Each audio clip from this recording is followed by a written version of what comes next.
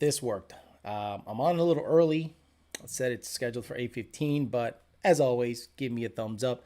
If you can hear me, today we're gonna talk some shit on Ford. Oh my God.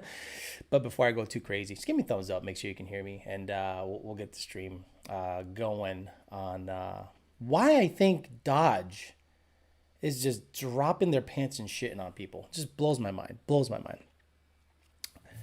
Give me a thumbs up. Everyone, thumbs up if you can hear me. Come on, come on, come on. Let's get this shit going. Let's go, let's go, let's go, let's go.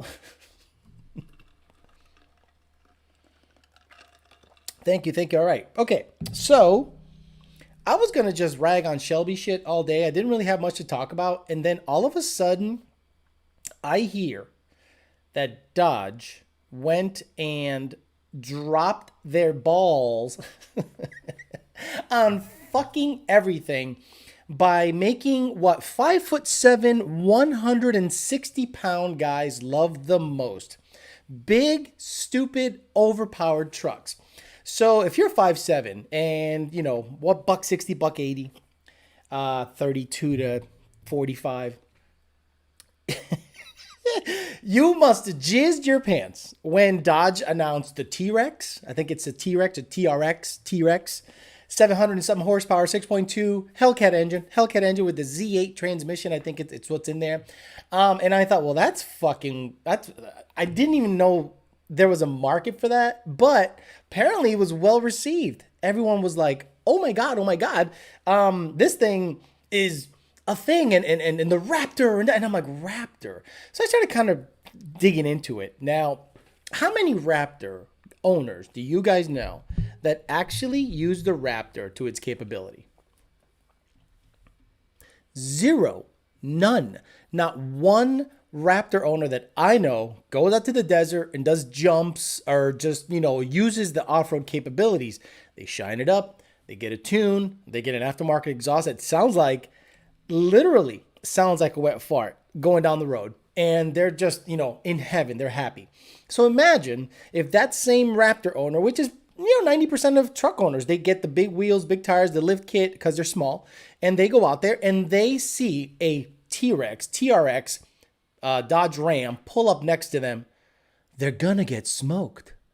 They're gonna get smoked because the measuring stick is wheel size, tire size, horsepower, and cool factor. What's cooler than a 700 plus horsepower anything? Right? Remember how I was talking a couple weeks ago where I said, oh my God, Dodge is doing exactly what the horsepower guys want. I don't give a shit about anything else. I think Ford is doing the right thing to make their company solvent and profitable at the end of the day. But when it comes to the cool factor and horsepower wars now, who's going to remember what Ford did between 2015 to 2020? Are you going to remember the GT500? I'm not. Honestly, I'm not going to remember the GT500. I'm going to go, it's a 5-year-old headlight having car that has a badass transmission and it makes okay power. I'm talking stock shit. You're going to remember every asshole that had a red eye. Give it 10 years. A red eye, a Demon, a Hellcat, because Hellcats, they get it. They're a tune E85 and a pulley, and away from running low 10s, high 9s. Oh, GT500s do that. Exactly. I get it, but it's a $100,000 car. You can get a Hellcat for pretty reasonable money. But forget all that. Dodge as a company is saying, fuck you. We're going to put a Hellcat engine in Durango. We're going to put it into the Trackhawk. Because what are the competitors, right? Like, what's the competitor of the Durango? Expedition, right? Is it the Expedition? I would think it's the Expedition. Shelby truck. Get the fuck out of here with the Shelby truck. Shelby truck's the gayest shit ever. Shelby truck, $120,000. Ugly. It's not a production vehicle. It's not. You got to take your shit ass truck and send it to Shelby and stroke a check for $80,000 and get a Whipple on it. Whoop-de fucking do. So anyway, if you're lucky, you can get one of those 3.8 Gen 5s that makes 2,000 horsepower, and you can buy a badge that says 2,000 horsepower F-150. And you're going to go, wait, where'd you get the 2,000 horsepower from? Oh, this blower should make 2,000 horsepower. So the Durango is the competitor to the Expedition, I think. The ST Explorer is a competitor to the Cherokee, the Grand Cherokee. I guess the Mustang, Shelby GT500, it's Demon, Red Eye, Charger, Scat Pack, but Dodge has so many submodels. They got the 1320, the Scat Pack, the Douche Pack, the RT, the SRT8, the Hellcat, the Demon Red Eye, the Demon SS Red Eye up your asshole, the wide body Charger, the Demon, the Demon, not the Demon Charger. Just like it's so many submodels. Like, what is the 4-door equivalent that Ford has that has a V8 in it? Dodge has that game locked down. It used to be the coolest 4-door you can get with power was the CTS-V. It used to be. The V3 is still a gorgeous car. But for my money, I'm getting that wide body, whatever, Demon. I don't even know what the hell it's called. I have no idea what the hell it's called. It's literally, what's it called? The Charger wide body, whatever the fuck, with the Hellcat, with the Demon platform. I don't know. It's supposedly they're saying it's like 0 to 60 in like, I don't know, 3 something. I'm like, that's a big car to move to 60. That's insane. I know everyone says Dodge is shit. I get it. Guys, I don't like Dodge. Do you think I wouldn't buy a Charger just for the sheer fact of the people that drive Chargers. Have you seen how Charger drivers drive? There's videos everywhere of like how typical Charger drivers drive. They just drive like absolute fucking assholes, hanging out the window, doing dumb shit, doing burnouts for no fucking reason. Like any Charger. But I'm saying the horsepower wars are being won by them. Because guess what? A lot of guys that can afford big horsepower guys want to have the big horsepower cars, want to have the highest horsepower vehicle that came out that year. How many Shelby GT500 owners buy a 1314 because it came with the highest factory horsepower of any Shelby? And then the 2020 guys, the 1314 guys were like, fuck, I don't want to have the second most powerful GT500, so I'm going to, sell mine, have 10,000 in equity in it, put 10,000 down and have a $1,900 a month car payment in it, for a new 2020, just to say, I got the biggest and baddest. There's a lot of guys that are like that. So they're going to buy the Dodge literally owns the biggest and baddest everything. Now, if I was 5'7" and 160, I'd look at the TRX and go, yeah, or the T-Rex, whatever you want to call it. I'd look at it and go, that or a Raptor. I'd probably want the TRX because you can mod the shit out of that thing. Similar to Hellcat numbers, you can, basically treat it like a Hellcat. The transmission supposedly is the same one as the Hellcat, and it is stout. I think it's the Z8 or something like that. It's a very stout transmission. Like everyone praises that transmission. So if you're gonna have a truck that you can mod to make 800, 900 rear wheel horsepower, or an EcoBoost 3.5 Raptor that when you go out in the morning, hey honey, I'm gonna go to work, hold on.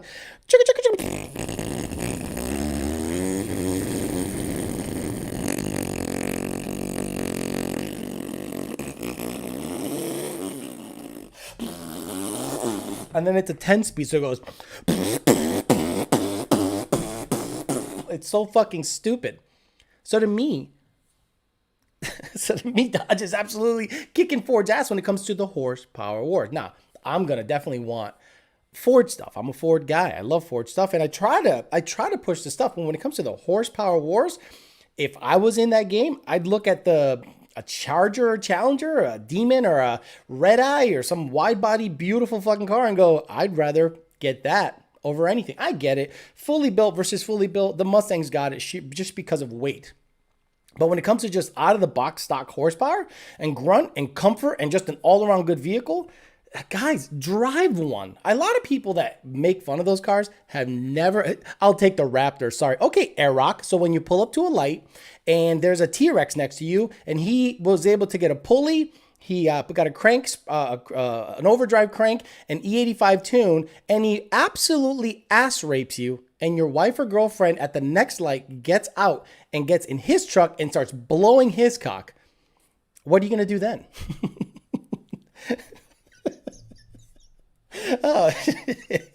It's probably gonna happen. Okay. You're gonna be at a light and you're gonna go, fuck. Is that a TRX? Is that fuck? fuck, I don't have a tune in this thing. And even if I have a tune, this thing's gonna gap me by fucking 3 cars, and I hope he doesn't have a tune in his. Holy shit. And then guess what? It's gonna happen because you don't use it to its full ability. No freaking way. Like, not even close. You don't drive it off cliffs and shit. No freaking way. Also, I just wanted to mention that real quick because I thought it was real interesting that Dodge doesn't give a shit. They're just going to say, we're going to put it in everything, in a Cherokee, a Durango. Again, guys, a Chrysler Pacificat is going to happen. Some psycho at Dodge that's about to get fired is going to push the paperwork through and go, we're making a Hellcat-powered minivan, the Pacificat. Someone mentioned it the other day. I wish I knew who it was. That was unreal and funny as fuck when he's like, the Pacificat. I'm like, what a fucking G. And Jeep, because Jeep, Dodge, Ram, same bullshit, said, let's stuff a V8 in a Bronco. And a lot of people were like, why didn't Ford, they immediately looked at the Bronco and go, why didn't Ford do that? And then the guys that are Bronco diehards are going, oh no, it's plenty capable. It's going to be fine. I'm like, you don't get it. You don't understand. They're giving you the option. They're giving you the option of a V8, whereas the Bronco does not. So, dollar for dollar, if you are not a brand loyalist and you go to Jeep and you go, I don't know what the fuck they have for engines, but one of them has a V8. Then you go to Ford and none of them have a V8. You're going to go, I might want the one with a V8, because how many Jeep owners do you know that actually go on the trails? How many Jeep owners do you know that don't fucking bling out their fucking brake rotors? They don't bling them out. Offset positive. Is it positive? Is positive out? Offset the wheels way the fuck out. Fenders not even covering the wheel. White and chrome Jeep. Then that guard that makes it look angry. Oh, my Jeep is angry. Oh, this V6 is so pissed off. Oh, and then on the back it says Jeep slut. Guys, those people are going to buy the V8. Why? Because it's an option. They're not going to go, well, the Bronco did the Rubicon with a couple of scratches, so you're not going to go nowhere near the fucking Rubicon. You're going to go on Del Rey. You're going to go on Atlantic Avenue, park the bitch in front of Rocco's Tacos. Hopefully somebody spots you, and hopefully you can bring a girl home in your shit-ass mall crawler. That's what's 90% of the Jeep guys out there. F-350 dually guys. How many F-350 dually guys actually tow a gooseneck trailer in the back of that shit for fucking 20,000 miles? None. They lift, offset, badass shit, and they fucking go to Hobby Lobby and hang out with their boys at 3 a.m. The Hobby Lobby meet, bro. And they take 5 parking spots, park the wrong way, and they just have all 4 doors open and just blaring music. That's what you guys will do. So when the Jeep guy goes, hey, what's up, man? I got no dick and I'm 5'5". I need a Jeep. Fuck trail riding. That's gay shit. What do you got for me? Salesman goes, V8 Jeep. Slaps the hood. V8 Jeep, motherfucker. He's like, fucking sold, bro. Gets in it, does the rumble. Oh my God, my asshole just got so wet. Exactly. That's what's gonna happen. So Dodge is at least saying, let's stuff a V8 in everything. Let's stuff a V8 in everything and at least have it as an option. And Ford's going, we have Ken Block. Ken Block, Ken Block, come over here. Drink some Mountain Dew and do cool shit to save us and distract everyone from the badassery that is the TRX. Oh, what's going on, guys? I don't know what to do, Ford. I don't know what to do. Let's do anything, asshole. Just like do cool shit. You know the kids. I'm 55 years old, Ford executive. It doesn't matter. Just get in there and do cool shit. And we're losing the horse. Hold on. I'm gonna jump off a fucking cliff. And Dodge just keeps putting V8s in things. So that's my. That's the beginning of my opening monologue. I do this show to make me laugh. I don't do it for any other reason. So let's get to your page. Oh, by the way, big shout out. I believe the guy's name is, I don't want to get it wrong, but there's someone that just just went 780s in a stick shift Coyote. I forget his name, guys. Please tell me his name. I think his first name is Joe. His last name, he's a Marine. He was in there with the Dakota and the guys. Great guy. Stick shift Coyote going 780s. Again, stick shift Coyotes going 780s. I mean, I'm telling you, that is unreal. I absolutely love that someone went after it and just fucking did it hard. Now, the Minion, he reps the 4-valve guys, and this guy is now... Now this guy is the Coyote King Daddy, quickest and fastest stick shift Coyote. Mark Jensen's like, dude, you just took a right turn on us. What trans? It's an H pattern, if I'm not mistaken. It might be like a Ben Calmer T56 or a RPM T56. I don't think it's like a G-force. I think it's clutch assisted, and I think it's H pattern, if I'm not mistaken. But I'll get more. Joel Steele. There you go. The guy's name is Joel Steele. It's a red or orange. I don't know if it's a Boss 302, but it's a S197. Tires are tucked in. It's got a lot of work done to it. It probably has a Black Magic clutch because it sounded like it slipped real nice, and then it went 780, 160 something. Bad ass shit. Good shit. Okay, so let's get to your question. Everyone's asking about Shelby Dave. Guys, Shelby Dave is not going to be a live character. Shelby Dave is going to make his appearance once all the apparel shows up. Shelby Dave is going to be that guy you see on Instagram and on Facebook. He's not going to be on YouTube because he's not a live personality until he builds up his rep. He has to build up his rep. He has to get out there, and you got to get to know his personality first before I introduce him to the live audience. I want to make sure that the live audience gets this, and if they want Shelby Dave, we'll do it up. So, Leak says, what's better overall, 13 Boss 302 or 11 and 12 GT500? That's a nice comparison. So, in my most humble of opinions, the Boss 302 is a better car. The Boss 302 can take about 900 wheel, maybe more. Actually, I think the limiting factor of making power with the Boss 302, especially with turbo applications, are the springs. The stock valve springs are just not strong. So you're kind of limited there. But I think it's a better car to build. A better car to have is more than likely any Shelby because of value. But in other words, a car to build, I would buy a Boss 302 over 11 and 12 GT500. Why? Because you're a Paxton or a TVS away from having a pretty robust 600 plus horsepower vehicle, and an 11 to 12 GT500, same mods, TVS and 2.4 pulley makes about the same. But the motor, in my opinion, actually the motor, it's proven the Coyote and Roadrunner are way better than any 5.4 or 5.8 that came from the factory. Keyword, from the factory. So Boss 302 gets my vote in that one, Leak. Rush says, Ken Bell Supercharge on Gen 1 okay or awesome? I would do a Roush TVS. I would do a Whipple front feed. I would do a Paxton. I would do a Vortec before I did a Kenny Bell and a Gen 1. Buck Chocolate. Buck Chocolate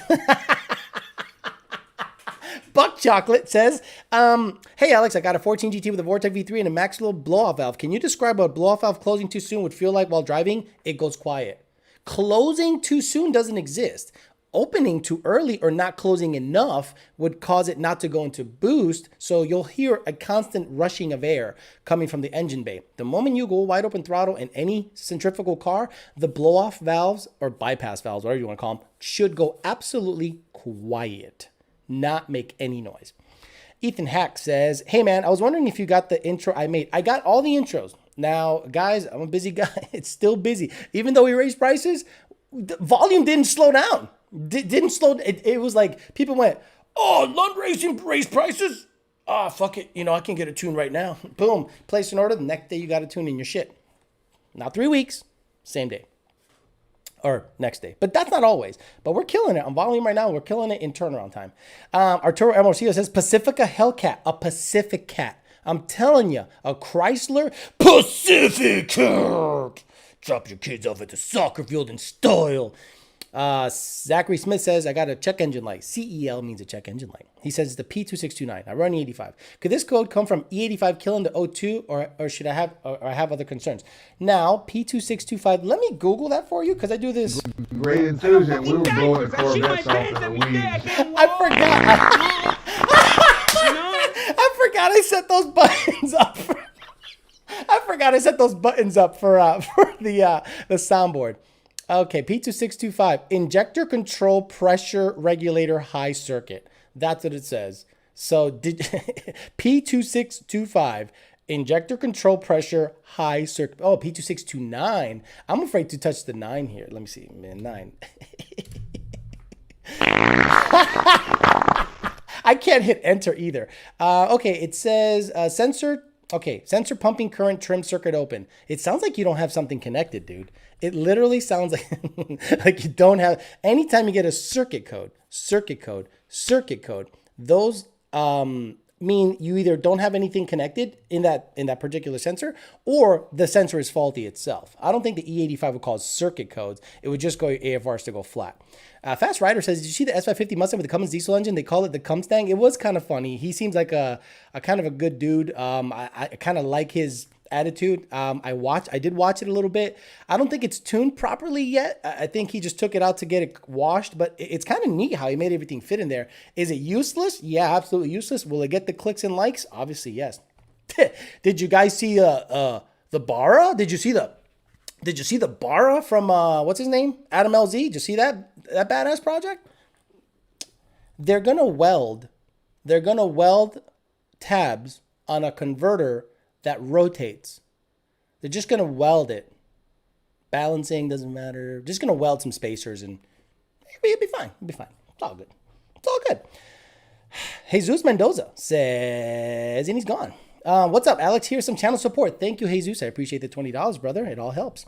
What do you think Ford went with a speed density sensor over a MAF sensor on the 2020 GT500?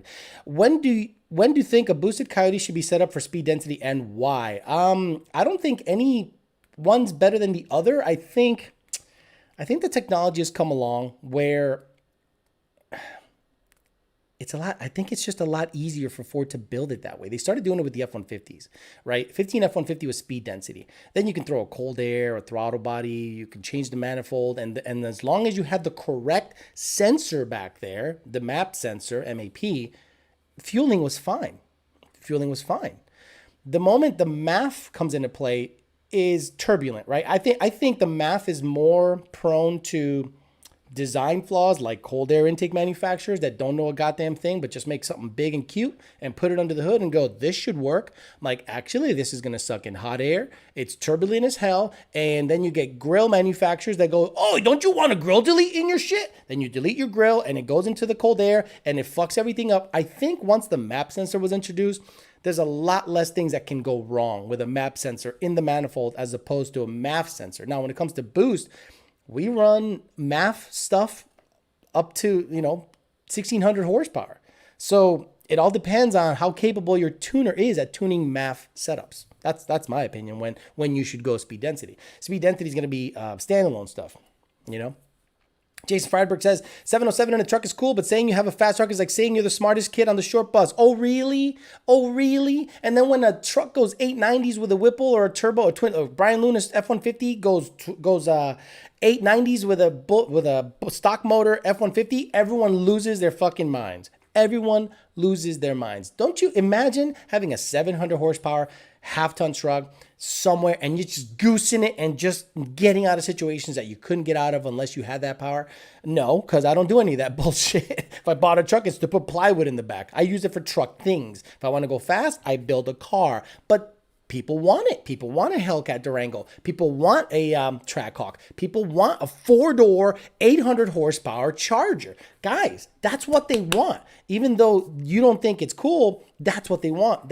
And Dodge isn't building shit based on what the public thinks. Dodge is going, we're going to build it and you're going to want it. They don't even care. Who would have thought a 700 horsepower truck was a thing? And Dodge is like, here it is. And everyone's like, yeah, I think I want that. Never did anyone say, man, I really want a 700 horsepower half-ton truck. No. Now Dodge goes, hey, we got one. Oh, I want it. I Swallow Cum gave me $2 and says, how you doing, sir?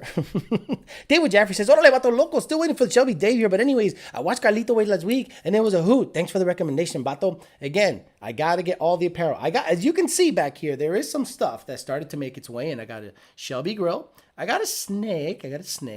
And I got Shelby Avenue here. I also have a couple of other accessories, but once that stuff starts rolling in, I'll start letting you know where to find Shelby Dave. El Coyote says, hi, Alex. Hope you're having a good day, sir. Do you know the difference between a BMR Extreme Anti-Roll Bar and the... What the fuck? Dude, really? Really?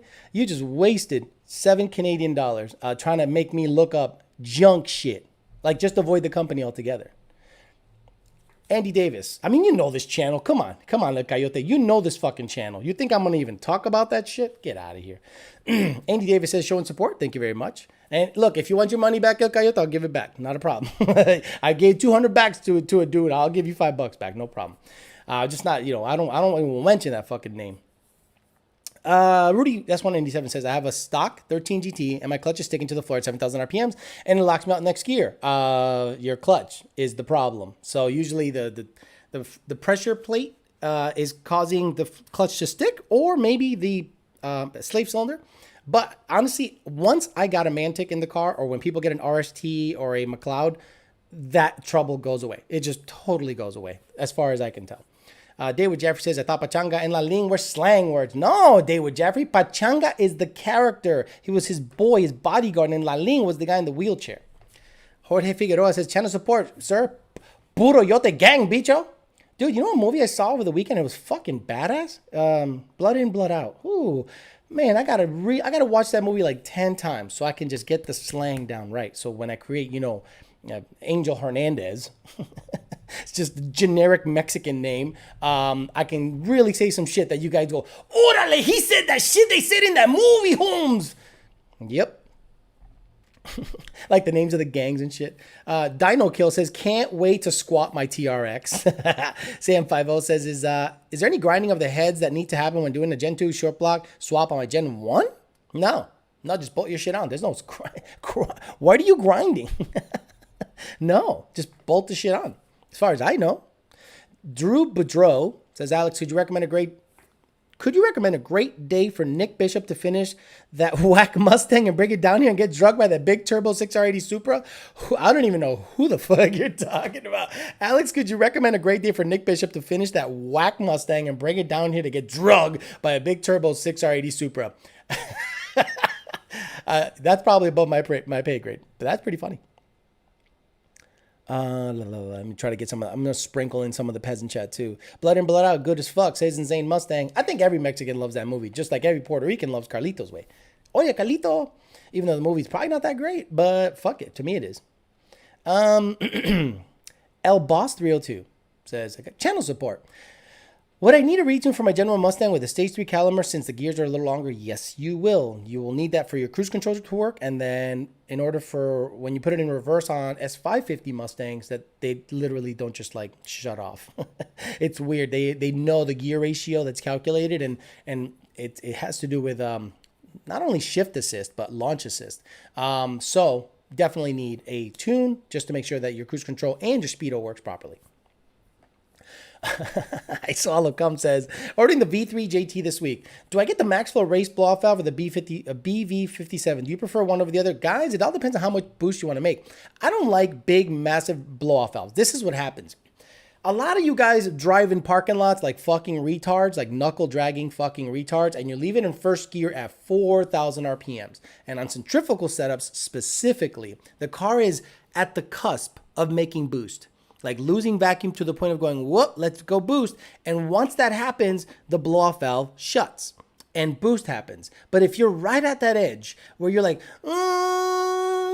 and you'll get this opening and closing, and you'll go, oh man, orale, Ale, let me hit you up in the ticket system because I got a little bit of a surge. I was driving in the parking lot. I was going to save a lot to renew my Metro PCS phone.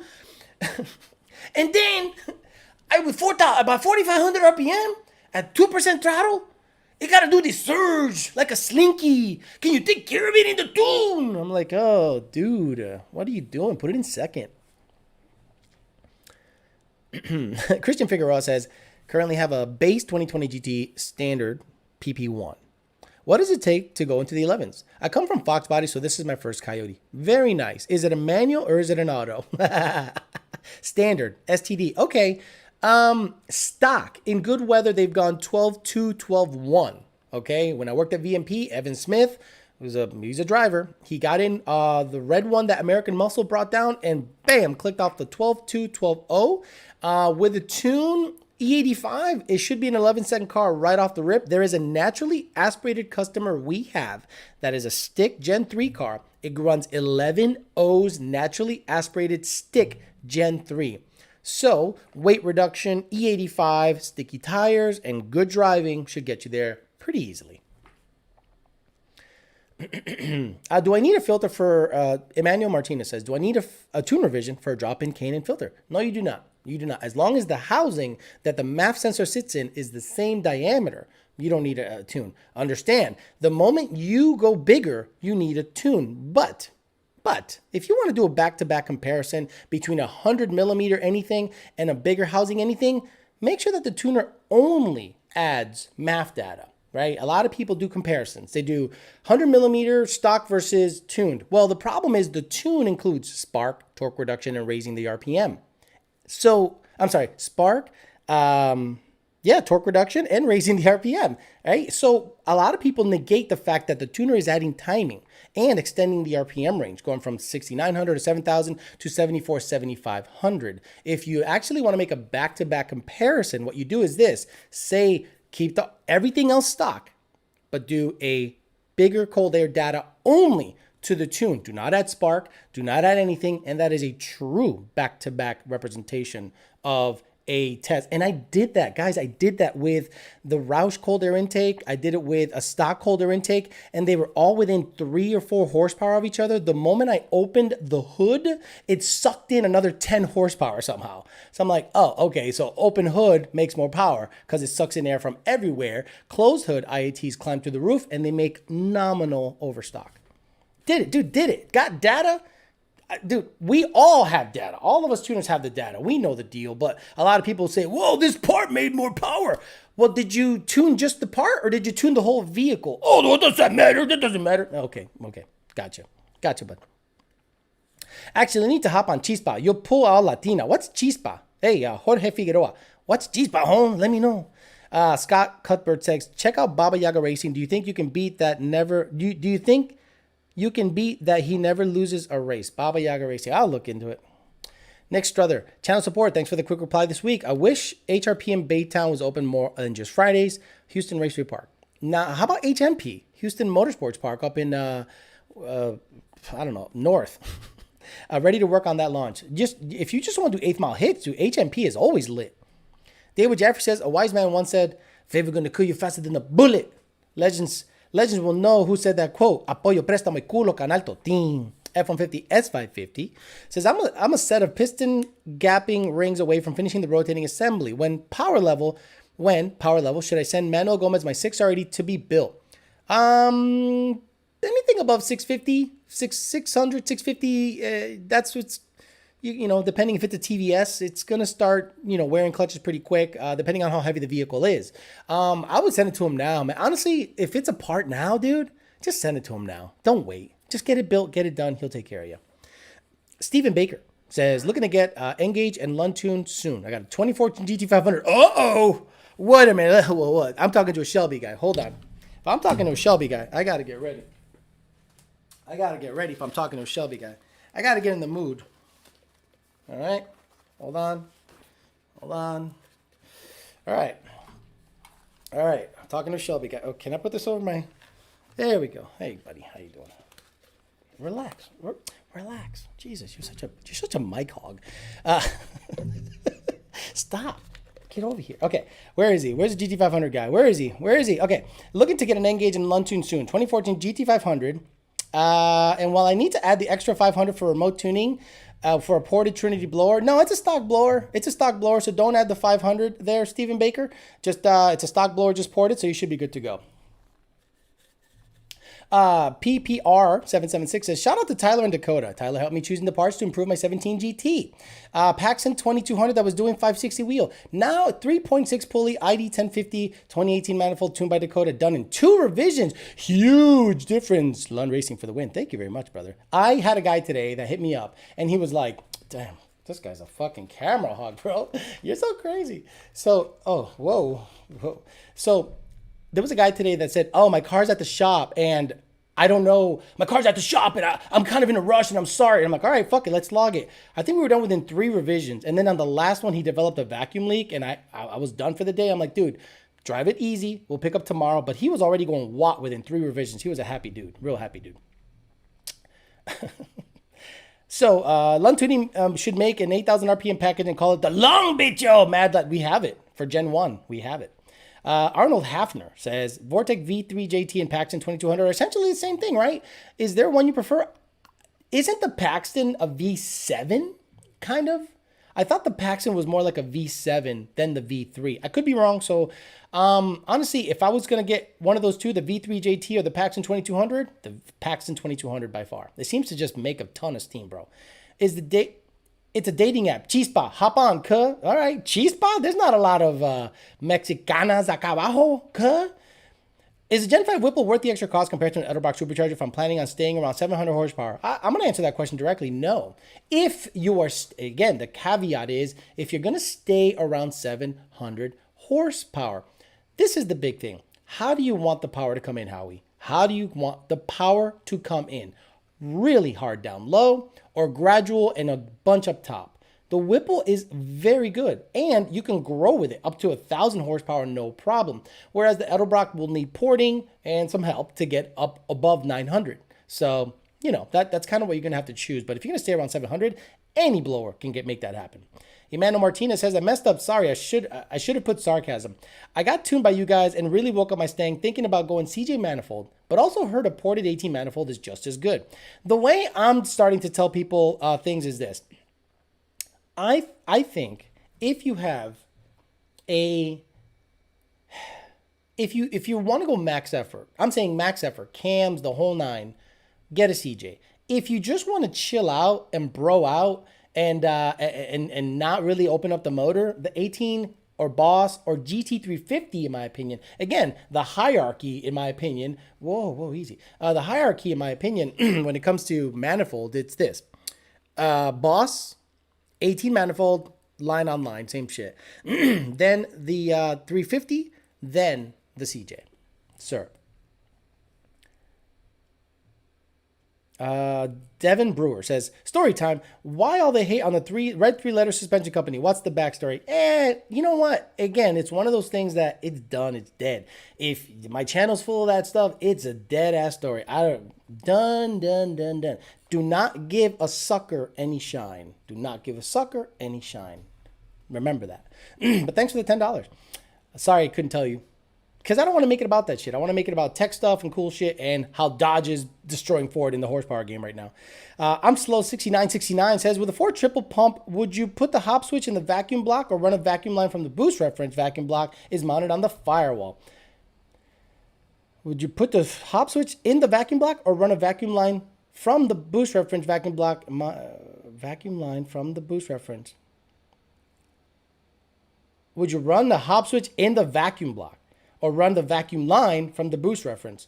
If it's a triple pump system, I would run 2 continuous and the third pump on a Hobbs and mount the Hobbs somewhere that's not hard mounted. Some people just kind of lay it over the cam covers because if you mount it like up against the firewall, it can shake and come on and off, depending on the road you're racing on or something like that. So again, 2 pumps constant, third on the Hobbs, mount the Hobbs, not on a hard spot. If you're gonna have it on a vacuum block, make sure it's not hard mounted to that either. Make sure it's kind of laying somewhere so it's not rattling around and boost is going on off. I've seen that a lot of times on logs.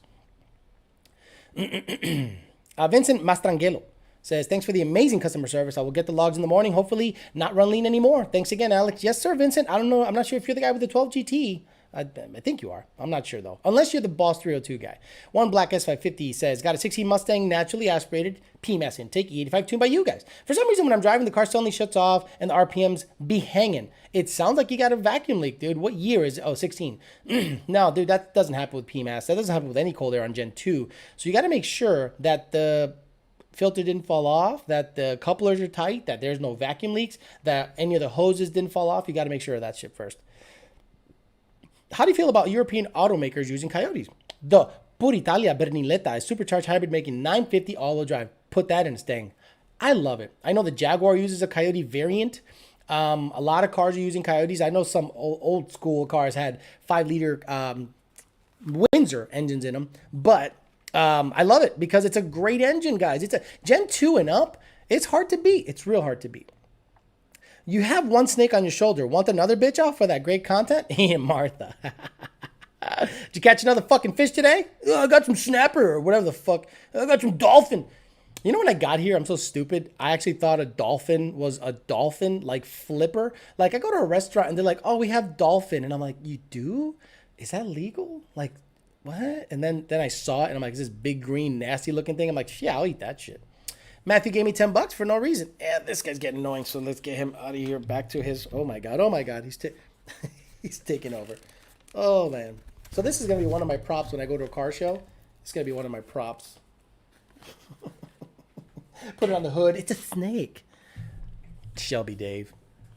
Peasant chat time. Very nice. Nice and early peasant chat. So all the BS aside, VMP or Whipple? Again, it depends on what you want to do, B Lightning. When do you want the power to come in? I mean, I don't have a dog in this fight. I know they're always going back and forth against each other. Thank God I don't work for either of them because I'm like, I don't care. I'll tune both the same way. It don't matter. Wolfroth says, mahi mahi, baby. Sam Pivel says, do you know any shop that sells Gen 2 short blocks? I don't know anyone that sells Gen 2 short block. I do know who sells a complete Gen 2 engine, powered by the hour. Can you give a shout out to Bad Yodi and tell Nardi I love him? So, shout out to Bad Yodi and Michael Pervel. Nardi, he loves you. This guy, Ian Martha, where my toilet paper at, Becho? Would you recommend a boosted 550 or a 350? Both. The 350 with like a Whipple or 8 pounds of boost from twin turbos is filthy. It's filthy. It is just so much fun. Once you get into the big horsepower stuff, 800, 900 and up, shit can go downhill real fast, especially the clutch and the motor.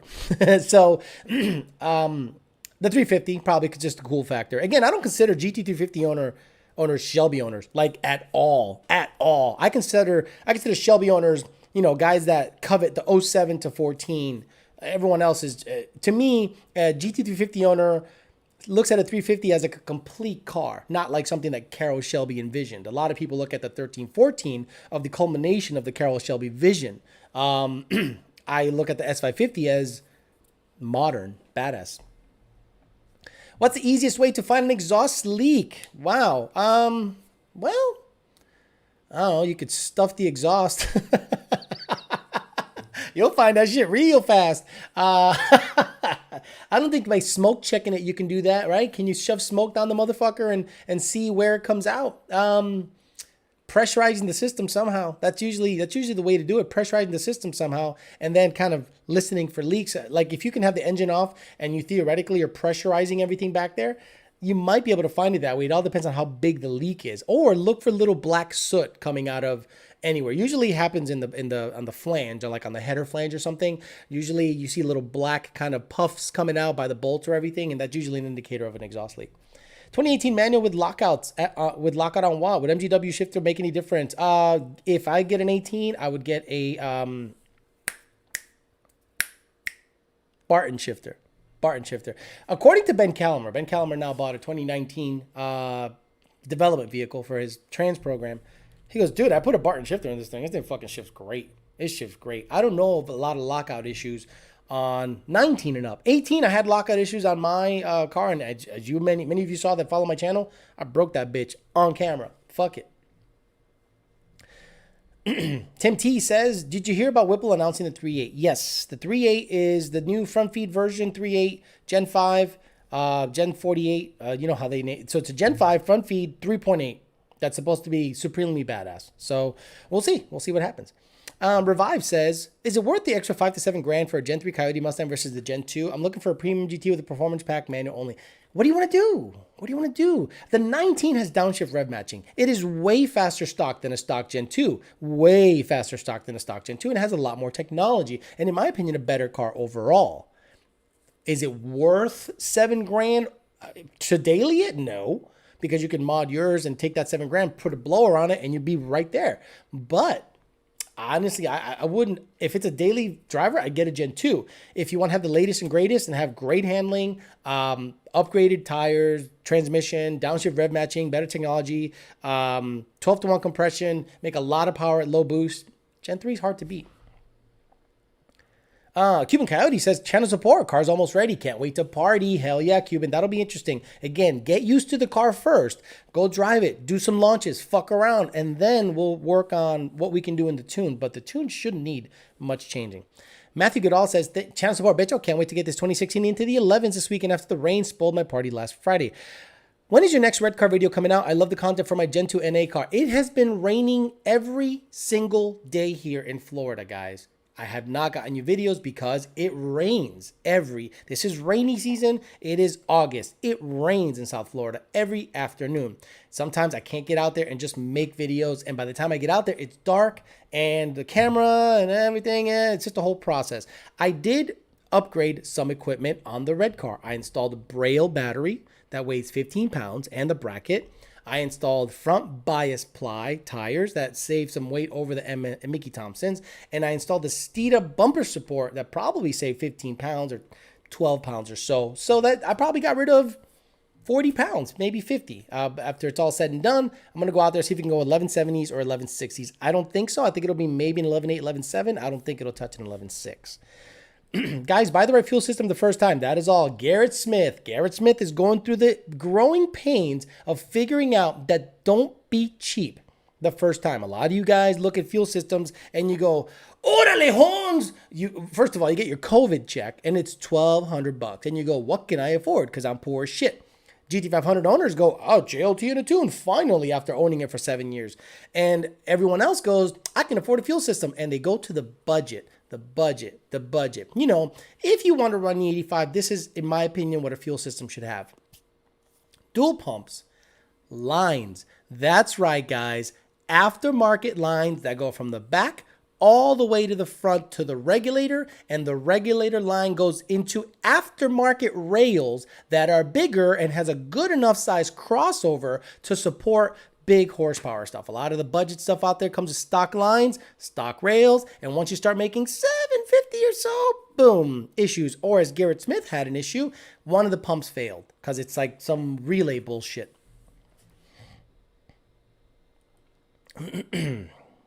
Okay. So yeah, Matthew, that's that. And then Garrett, that's Matt. SK Performance Chef, tearing the engine and trans out over the 04 Mystic Chrome this evening. Me and the boys need a little bit of motivation tonight. Can you hit us with a flat plane crank? Always. It's $10. I'm a fucking clown. I'll fucking do whatever you want for money. Within reason. I Swallow Cum says, when you answered the other guy, you said Paxton 2200 is better than a V3 JT. Now you got me rethinking what I'm going to do. Get a Paxton. Exactly. Both will blow your motor. Both will blow your motor to smithereens.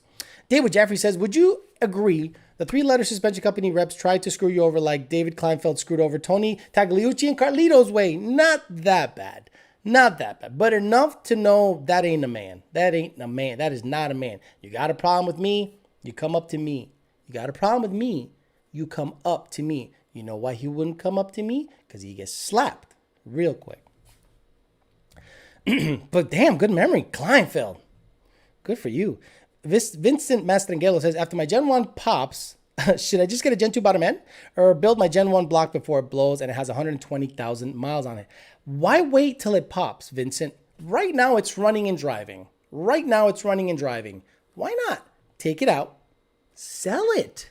It's worth something right now to somebody. And buy yourself either a Gen 2 long block or a Gen 2 short block and sell your bottom end, because the Gen 1 bottom end, people like it because to build it because it has deeper head studs and bigger head studs than the Gen 2. You're not looking to party that much. So why not sell a decent motor instead of blowing it up, taking chunks out with it, taking maybe your blower out with it? Be smart. If you're already going to think about, upgrading, take it out while it's running. Poor Boy 313 says, what's your thoughts on the Bondo Bird Coyote? I love it. It's a stick shift Firebird with a Coyote swap, and I think he has some power by the hour brackets in there. I think it's so fucking cool that the guy goes out there, puts a Coyote in a Firebird, right? Like, who gives a shit about a Firebird, right? No one cares. Like, I would love to get me, what is it called? The WS6? Like, which ones are the Firehawks? Like the early 2000s, I think. The Firehawks are really cool. Look, they're good looking cars. So again, tell me what it is called. Is it a WS6 or whatever the fuck it's called? I want a Coyote swap one of those. You know why? Because that's going to piss off. Swap a car that both sides hate. You hate it because it has a Coyote, and the Coyote guys hate it because they probably got beat by one. And how dare you put a Ford in that? So that's what I want to do. What are your thoughts on that? Okay, Alex out here looking like Pachanga decided to go bald because of hair loss. Apoyo preso mi culo canalito thing. Look, I'll read whatever David Jeffrey says because he just keeps paying, so I'm good. Venomous 50 says, worth it to get a TVS over centrifugal for 1,000 plus? Again, guys, when do you want the power to come in? Centrifugal? Jesus, both of them are going to have IAT issues. Plain and simple, both of them are going to need some kind of cooling of the air charge. The TVS, unless you have an ice tank, is going to need to cool the air charge because of the amount of boost it takes to make 1,000. And the centrifugal, because it only has an air-to-air, is going to need a similar thing like meth or some shit to cool the air charge. So when do you want the power to come in? TVS is power now. Centrifugal is top-end power, badass stuff, like never-ending power. It all depends on when you want the power to come in, but you absolutely must cool the air charge because at that power level, you're going to need some kind of cooling. Nathan Meckler. Okay, hold on.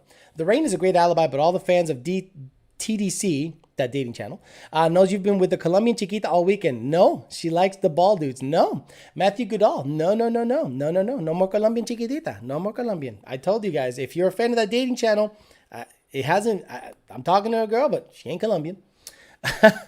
Thoughts on boring a sleeved Gen 1 to 3.7?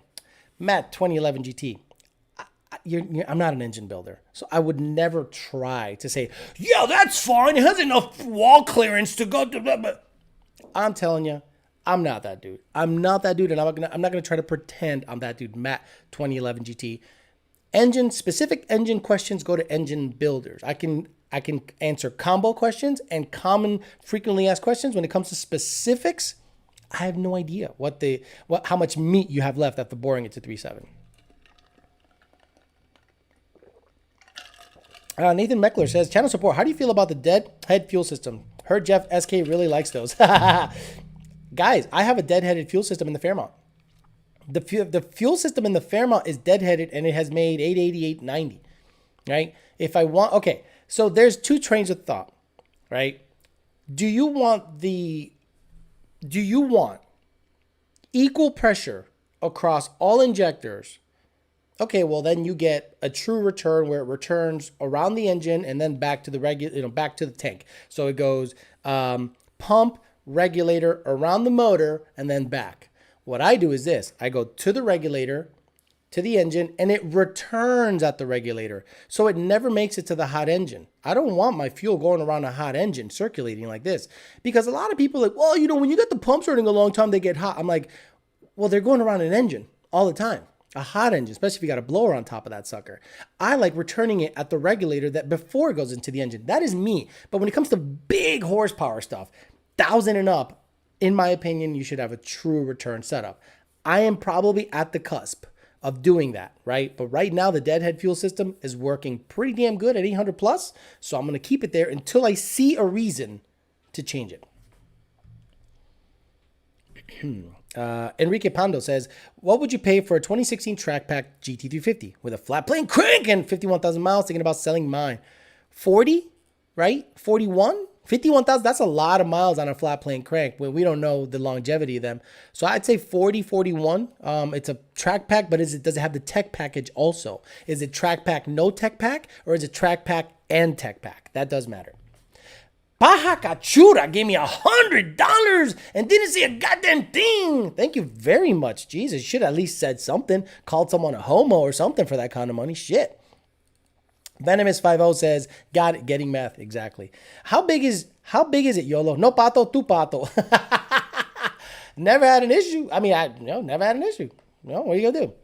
2014 GT stick shit. And there's been some big toting. I like a big toting. A lot of you guys that get with girls, you're like, oh, I like them tight. I like them. No, that hurts. Like, I don't know what you're packing with, but I'm like, unless you have like titanium dick, I'm like, no, that hurts. I like a big sloppy toting because you can beat it up and it feels nice, all mushy. But when it's like little and tight, you're like, it's gonna be painful. Look, it hurts me. Pato, Gerardo Lucatero. Says 14 stick shift CJ twin 65 E85 long tube tuned by you. They're gonna go on stage 3 comp cams. Aside from the cams alone, what else would you recommend I get since I'm gonna be there? Port everything. Don't port the throttle body, goddammit. But port the Cobra Jet if you can do it. Port the Cobra Jet, get all the airflow. You're gonna lose a shitload of torque, but you're gonna make a lot of horsepower for sure. Most guys that have that combo make about 490 to 500.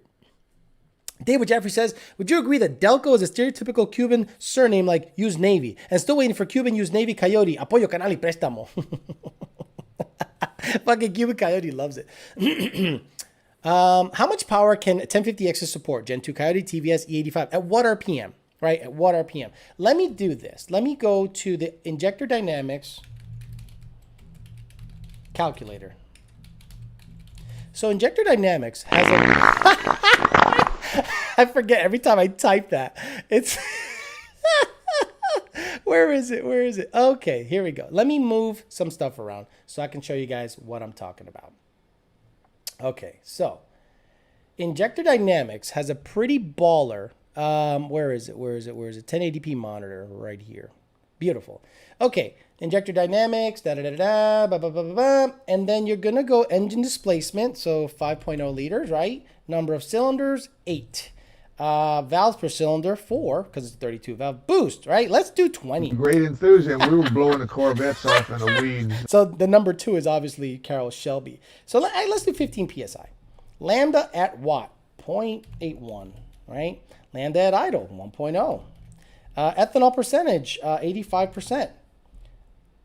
Fuel pressure, PSI. So, I mean, 45 base, or do you do PSI at what RPM? Let's do 45. Cam aggressiveness, 1 stock.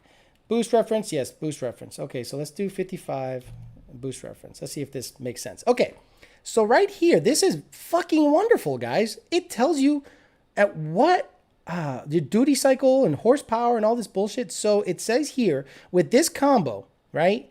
These injectors. So let's look at the green line, 1050Xs, 50% duty cycle, and then it'll be 100% duty cycle. Look at the RPM. So you're probably going to be at 15 PSI. You're going to be at 78% duty cycle. So again, 7,500 RPM, 1050Xs right here.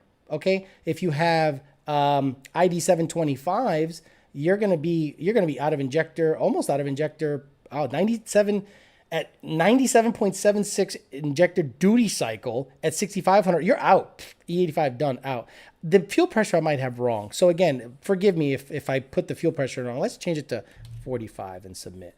It didn't change all that much, but right here, you're gonna be okay with 1050Xs, all right, 15 psi. Resulting differential pressure across injectors 45 psi. Pressure pump 60 psi. Let's do this. Let's do 60. I got fucking diapers. I shit my pants every day. I can't walk. I can't hump. Okay, so there you go. There's different fuel pressures for different conditions at 15 psi, 15 pounds of boost, 0.81 lambda, 1 oil idle. 85% ethanol. So this calculator, guys, tells you how much injector you'll have. Now let's move this to 20 psi. 20 Great enthusiasm. We were blowing the Corvettes off. That's right, Carol. You're blowing the Corvettes off in the weeds. So 20. Let's go 30 psi. It's probably wrong. Everything is probably wrong. I'm giving you wrong information. My favorite thing about this car, there's no automatic gearbox available. Right, you have to buy the stick. You. Thank you, Ford. Yeah. So there you go. So you can play with these and see how much injector you need for what application and power level. So hopefully that helps you out, and I probably helped out, Injector Dynamics for a second there. Not that they give a shit about my channel, but it's nice to rep some of their stuff and some of their calculators. And most of the answers can be easily Googled. So check that out.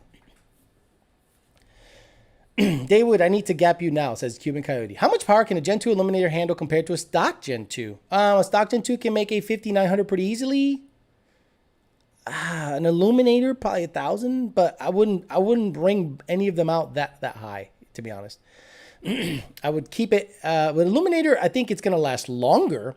11-to-1 compression at 900, and up. Whereas the Gen 2, it's Russian roulette at that point. What's more important in a roll race, horsepower or torque? When does torque matter? Out of the hole, right? David's Rambo, out of the hole. Torque matters. Once you're up in the RPMs, it's all horsepower, baby. Just picked up a P&R ice tank open to help me with my 120 Fahrenheit plus IATs on launch. Whipple car, is it true about 10 degrees lower IAT is 1% more horsepower? Yes, it's similar math. Junior did a whole thing on it on our forum. But at 120 on launch, what is it down the track? Jet S, what is it down the track? Just picked up. There's a guy in Texas who has a twin turbo Coyote swap WS6. That thing is fucking nasty. It pissed me off. It pissed off so many LS nutsuckers. He has a YouTube channel, but I can't remember right now. It'd be the coolest thing to do in my opinion. Is 15 pounds safe on a Gen 2? With OPGs, crank sprocket, and E85 verified, BWS 480 and 50-60 degrees of timing, 8th mile hits. 15 pounds safe on a Gen 2 with, oh yes. Yeah. Oh yeah, no problem. I don't think that's a problem. Well, if it's from a twin turbo with like twin 72s, fuck no. But if it's like from a little 2.3 TVS or a Whipple, I don't see why not. It's going to make a lot of power, but again, safe is relative. It can make 800, 850 wheel pretty easily. Once you get above that, that's when it starts to become a problem. Just playing. Senior used Navy. Still don't know if you use Navy or not. No, his name is Oslandier. O-S-L-I something. Oslandier Diaz. Gerardo Lucatero. Thank you for that. But I meant, do I need new phasers or a new timing chain? This is for NA cams install. No. If you're keeping everything Gen 1 and the cams are bought for Gen 1, you don't need new phasers, it's a good idea to upgrade some stuff like chains and guides, but yeah, go ahead, port it, but you don't need to change the phaser. The phaser will be fine, the stock one. Matt 2011 GT says, understood. Thought you may have heard one way or another. Did you catch that robbery on the undercard of Benavides fight this weekend? No. I'm going to have to take a look at that. The Danimal says, why are 2011 to 14 Mustang GT so expensive right now? So, I don't know, to be honest. I wouldn't pay one dime over $15,000 for anything over 60,000, 70,000 miles, 11 to 14. You wouldn't catch me dead. No fucking way. In Florida, there's a ton of them. In Texas, there's a ton of them. But most of them are like a Fox body, ragged out. So you know what's like desirable right now, which is hilarious to me, because it already seems so old, is like a 14 ruby red mint, like a 14 ruby red S197. Like just beautiful. Or a lava red. I saw a lava red get sold for $6,800 in a 2011 lava red S197 5 liters sold for $6,800 in Oklahoma. I couldn't believe it. Leather interior. I was like, good for you, buddy. Someone says, sell me that grill. Nah, man, this is going to be part of the whole Shelby Dave character. Is it for sure false Mary? Okay, whatever. Corona fucked up used car prices. Yeah, I guess it's hard to keep them even on the lot. A lot of people just, the new cars, obviously people lost their jobs. A lot of people are, went through the trouble and they couldn't pay their note. So used cars became more valuable. And a lot of people said, whoa, people are, the what do they call it? The demand was high. So prices go up. Matthew Goodall says, once you hit your max on the red car, do you see yourself boosting it? Absolutely. The max on the red car is going to be this, Matthew Goodall. Cams, Cobra Jet, converter. That's it. I am not going to do the King gut, the Houston gut. No fucking way. That car's still going to be a car. It's going to have a premium sound system. Maybe I'll do some lightweight seats. But I want to be able to put a girl in that car and drive around. But it has lightweight stuff. To do the King gut, take the wipers out, take some of the cowl pieces off, take the metal stuff. I mean, like, I am not interested in that game. I just wanted to prove that there was a little weight reduction to be done and to be gained.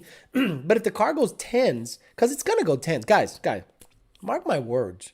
That bitch is going to go 10s. It's going to go 10s naturally aspirated. And whoever says, oh, it only did it in negative 1,000 DA, so did yours. So did yours. When your car runs 10.0, I'm sorry, 1090 in 5,000 DA, holler at your boy. At 3,400 pound race weight. No fucking way. No fucking way. With a 200 shot. Yeah, all day. Red car nitrous. I was thinking about nitrous, but honestly, I just want to forego that bullshit. I'd probably do a little turbo, top it out at 800 wheel, and keep working on weight reduction and see how fast I can get that car to go with a capped horsepower amount. But I'm going to do NA 10s, get it there, and then do a little turbo, make 800, and see if I can go 8s as efficiently as possible. You sound sick, Alex. Corona? No, dude. It's just a lot of talking. There we go. Hopefully blow up your speakers at home.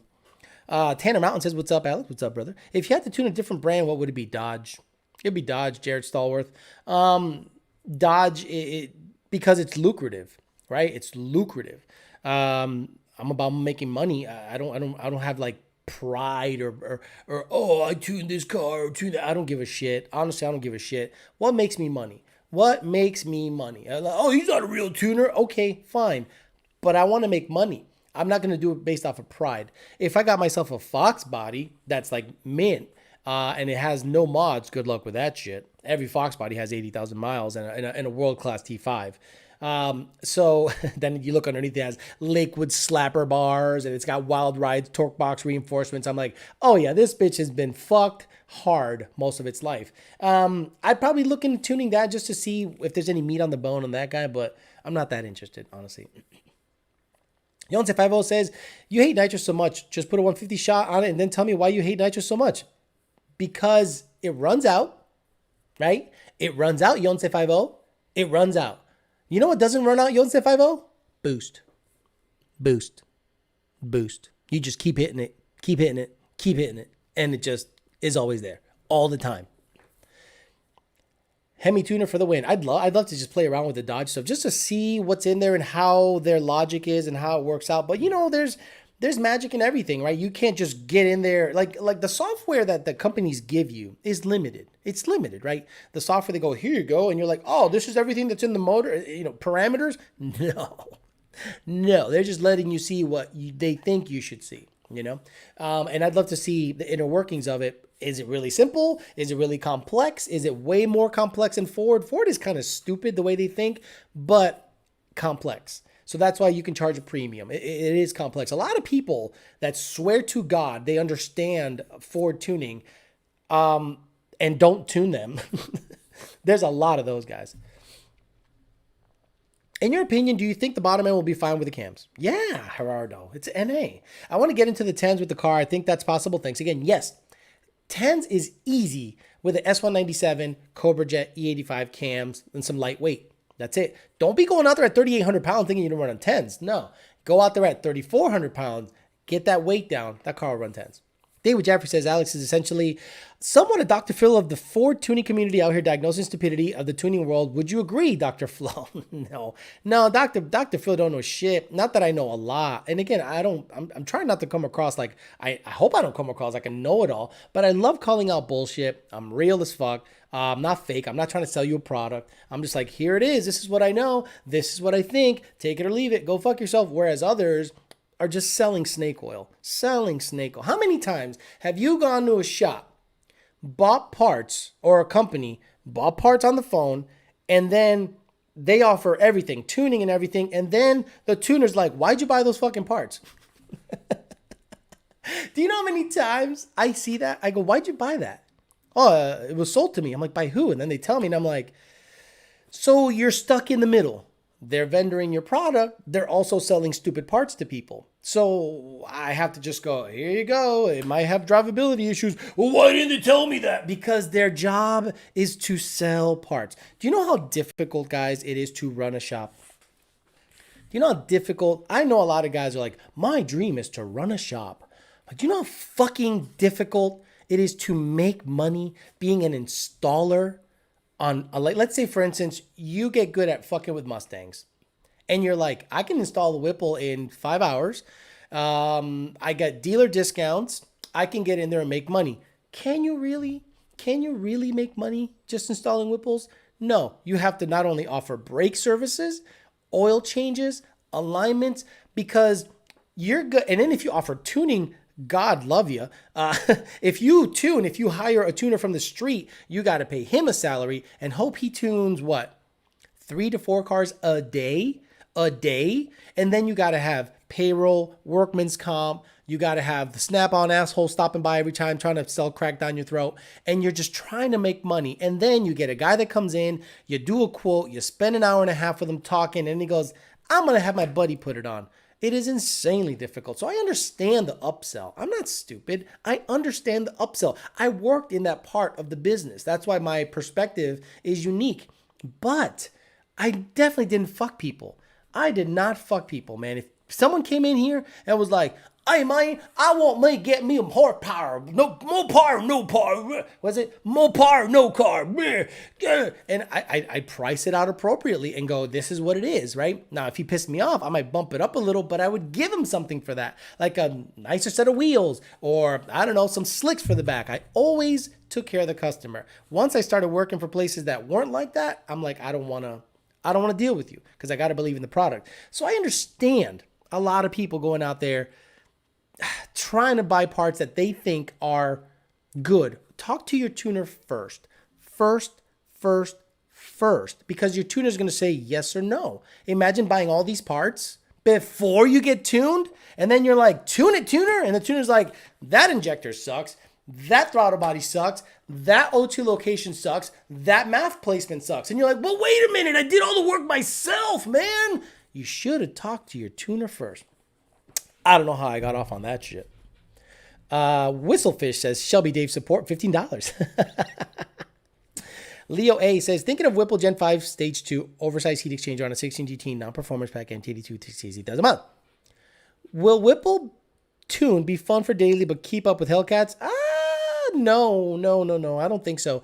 I don't think you're going to keep up with Hellcats with a Whipple tune. I mean, shit. You know what? If the Whipple is giving you about 16, 17 degrees and you're like at 10 PSI, yeah. But it depends on where you're shifting. Do they allow you to shift at above 7,100 RPMs?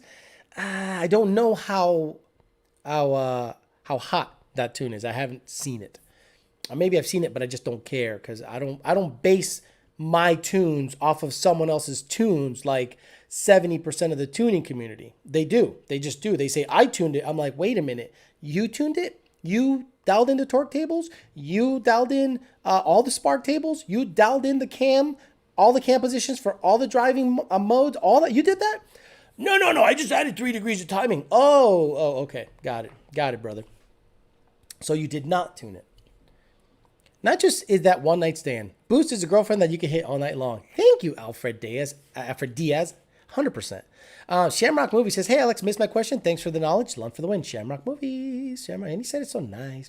Hey, Alex, Gen 3 10R80 car goal is 8 in the quarter with a stock engine, just O-pump gears and crank sprocket. Will a Gen 5 Whipple be able to do it? Built trans suspension, obviously, yes. Yeah, I remember Bullet Burchett. Why is every Mexican named Bullet, though? Like, guys, tell me why is every Mexican named Bullet?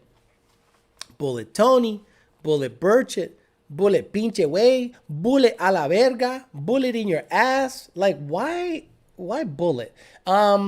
Yes, I think 15 to 16 PSI, E85. So it's a 20% lower and a 3.5 upper. Second gear leave, good axles, good drive shaft, and 315s. That sucker should in good weather, it probably touch an 8, 16 or 17 PSI if I'm not mistaken. If you had to tune it, I've already got that. Steven Crowder, would you recommend a roll cage for? Okay.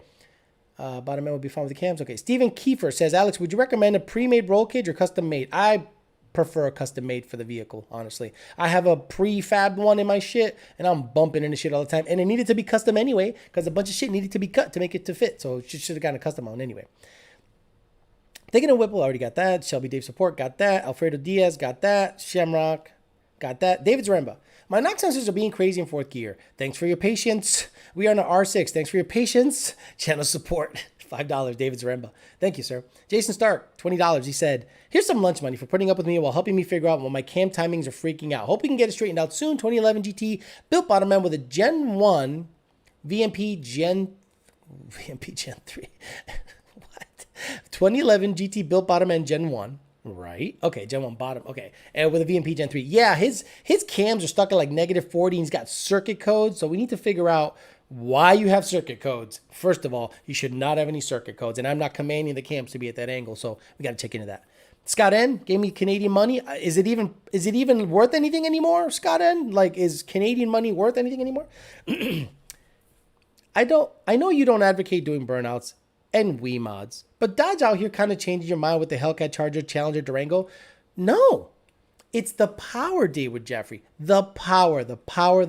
It is, it's there. I don't care about the Wii factor. Georgia Rui says, Bullet Tony is out of the Mustang game. Oh, well, yeah, he's got a yellow Z06 Corvette. He is gonna hate that thing so much. He's gonna miss his Whipple Mustang and go, yeah, the Z06 is worth more money and it's clout. But when it comes to speed and modifying it, he is going to miss that Mustang.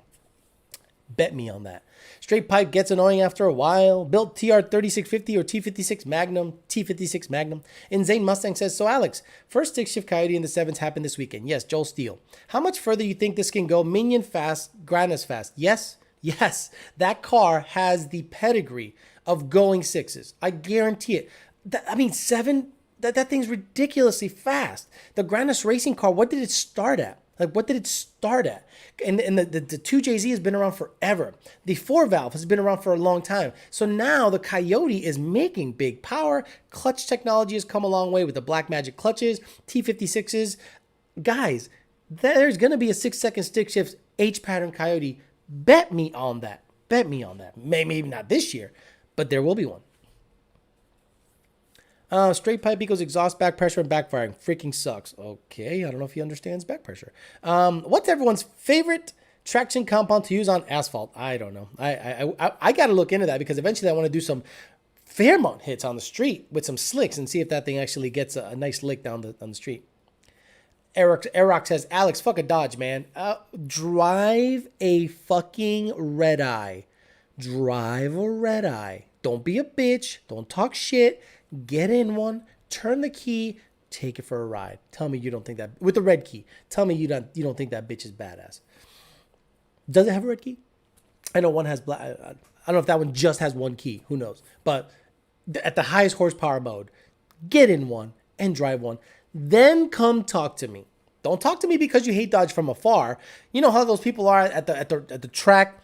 That car sucks. That car sucks. Then they get in their Altima and they go home. Shut up. Get in one. Jed S says, all logs show 116 degrees down the track.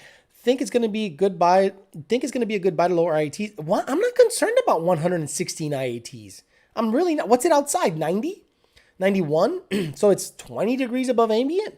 That's fine. 140, 150, 160? Oh yeah, I think it's going to be a problem. 116 down the track? That's pretty fucking good depending on boost level. Best so far is 986 at 147 with a 1560 foot and 2400 DA. And that's it? 116 degrees? You're fine, dude. You're fine. Better DA, better 60 foot. It's a 930, 950 car. Dude.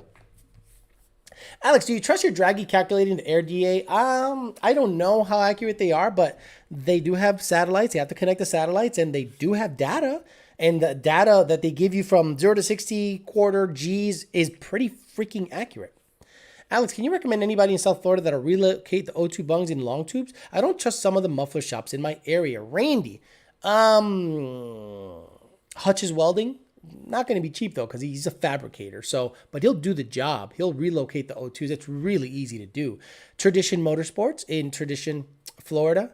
You might even be able to do it at Thunder, or you might be able to do it at Lujan Motorsports down in Miami. I think you'll be good at any of those guys. Dodge guys have money, so they aren't afraid to spend it. I mean, it's $80,000 for some of those vehicles. And that truck is going to be all of 70, 80, maybe more. The TRX, T-Rex, whatever the fuck they want to call it. Altima's a good car. Shut up. You can't be talking shit on Mustangs, Hellcats, Corvettes, and drive an Altima. Nope. Sorry. That immediately disqualifies you as being a car guy. Oh, it's my daily. And what's your hot rod? An SN95?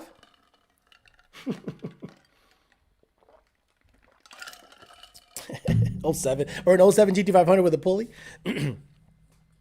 Dominic Bachman, Alex, where can I get that shirt? This shirt, powerbythehour.com, powerbythehour.com, Coyote swap.